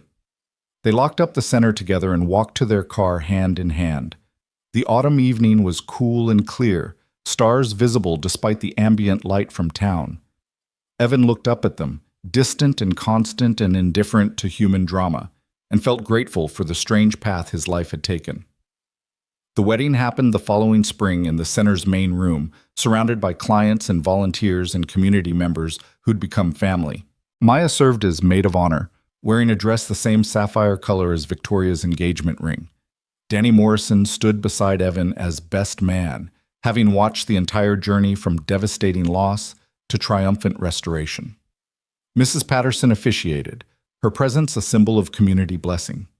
Bill Harmon and other clients formed an honor guard as Evan and Victoria walked down an aisle lined with photos documenting the center's growth and impact. Every detail celebrated not just their union, but the community they'd built together. When it came time for vows, Evan spoke words he'd written late at night, trying to capture the complexity of what they'd built together. Victoria, you came into my life as an enemy and became my greatest partner. You destroyed me once and then helped me rebuild better than I was before. You showed me that grace is stronger than revenge, that forgiveness heals more than punishment, that love can emerge from the most unlikely circumstances. I vow to stand beside you in building lives and second chances. I vow to choose compassion over bitterness, creation over destruction, us over easy. I vow to love you not despite our complicated history, but because of everything that history taught us about redemption. Victoria's vows were equally powerful, her voice strong despite tears streaming down her face. Evan, you saved my life when you had every reason to let me die.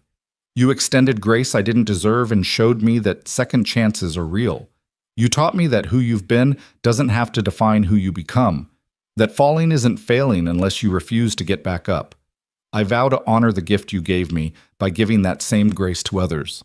I vow to build rather than destroy, to lead with integrity, to measure success in transformed lives rather than personal achievement. I vow to love you fiercely and faithfully for all our days, and to never forget that our love was born from choosing compassion in the hardest circumstances. They sealed their vows with a kiss that felt like both ending and beginning, the completion of their journey from enemies to partners, and the commencement of their life together as a married couple dedicated to transforming lives through grace. The reception was joyous and loud and full of love. Clients toasted the couple who'd given them second chances. Business partners celebrated the organization that was changing workforce development across the region. Friends and family honored two people who turned tragedy into triumph through sheer determination and radical kindness. Late in the evening, Evan found himself on the center's front steps with Maya, watching the celebration continue inside. "You did good, Dad," Maya said, leaning her head on his shoulder. "You took something terrible and made it beautiful." That's pretty much the definition of grace. We all did it together. You, me, Victoria, everyone who believed the center mattered. Maybe, but it started with you stopping on that highway. That was the choice that made everything else possible. Maya looked up at him. "I'm proud of you. Not just for the engineering career or the nonprofit or getting married. I'm proud of you for being the kind of person who stops for enemies on dark highways.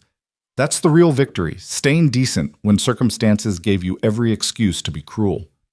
Evan hugged his daughter close, this incredible young woman who'd weathered so much upheaval with grace and maturity beyond her years. "I love you, sweetheart. Thank you for believing in all of this, for supporting Victoria, for understanding why we had to try."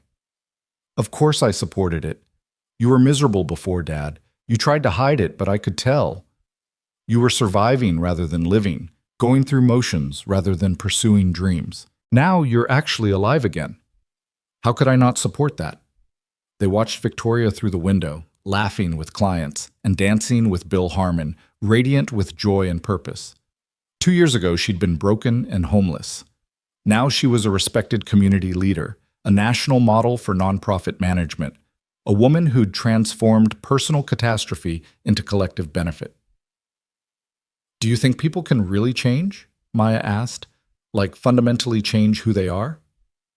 "I think circumstances can reveal who people always were underneath their circumstances," Evan answered carefully.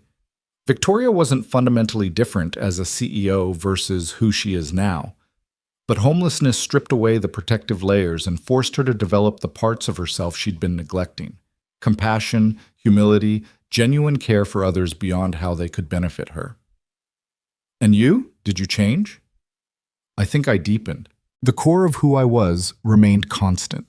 I was always someone who valued integrity and family and doing right by people. But losing everything forced me to develop resilience and perspective and the ability to find meaning in smaller things. I'm not different. I'm just more fully myself." Maya nodded thoughtfully. "That makes sense, and maybe that's what redemption really means. Not becoming someone different, but becoming the best version of who you always were." "When did you get so wise?" Evan asked, echoing words he'd spoken many times before. "I had good teachers." Maya smiled and stood up. "Come on, you're the groom. You should be dancing with your bride, not hiding out here with your daughter." They went back inside together. Evan found Victoria and pulled her into his arms for a slow dance as the DJ played something soft and romantic. She fit perfectly against him, their bodies moving in comfortable synchronization after 2 years of learning each other's rhythms. "Happy?" he murmured into her hair. "Deliriously, terrifyingly, completely." Victoria pulled back to look at him. "I keep waiting for something to go wrong, for the universe to realize it made a mistake giving me all this happiness." "The universe doesn't make mistakes. You've earned this, Victoria. Through hard work and genuine transformation, and refusing to give up even when giving up would have been easier. We've earned it, both of us, together." She kissed him softly. "Thank you for stopping that night. Thank you for choosing grace when revenge would have been justified.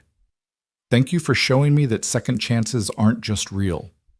They're powerful enough to transform everything." They danced until the DJ packed up, until the last guest departed, until only family remained to help clean up. Then they drove to their house, their home, and sat on the porch watching the stars. This couple who'd found each other in the worst circumstances and built something beautiful through choosing grace over and over again. Years later, when people asked how they met, Evan and Victoria would share the story honestly. The firing, the blacklist, the embezzlement, the prison visit, the nonprofit built from wreckage.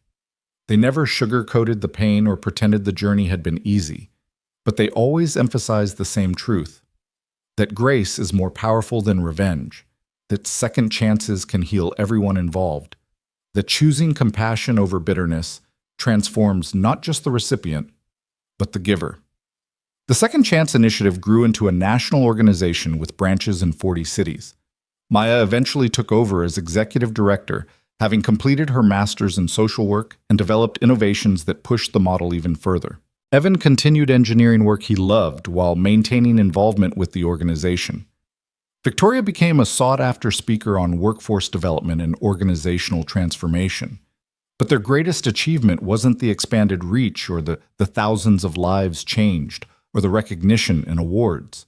It was the simple fact of having built a life together, a marriage, a family, a purpose, from circumstances that should have destroyed them both. They'd taken tragedy and transformed it through radical kindness into something that would outlast them both. On quiet evenings, sitting on their porch watching the sunset, Evan sometimes thought about that stormy night when he'd found a broken woman on the highway. He thought about the choice to stop, the decision to help, the risk of extending grace to someone who'd hurt him deeply.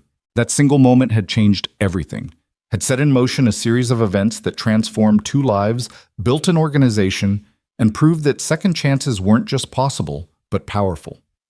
Victoria would take his hand on those evenings, understanding without words what he was thinking about. They'd sit together in comfortable silence, these 2 people who'd been enemies and became partners, who'd been broken and became healers, who'd lost everything and rebuilt something better. The autumn wind would carry the scent of wood smoke and fallen leaves, the same scent that had filled the air that night 2 years ago when everything changed.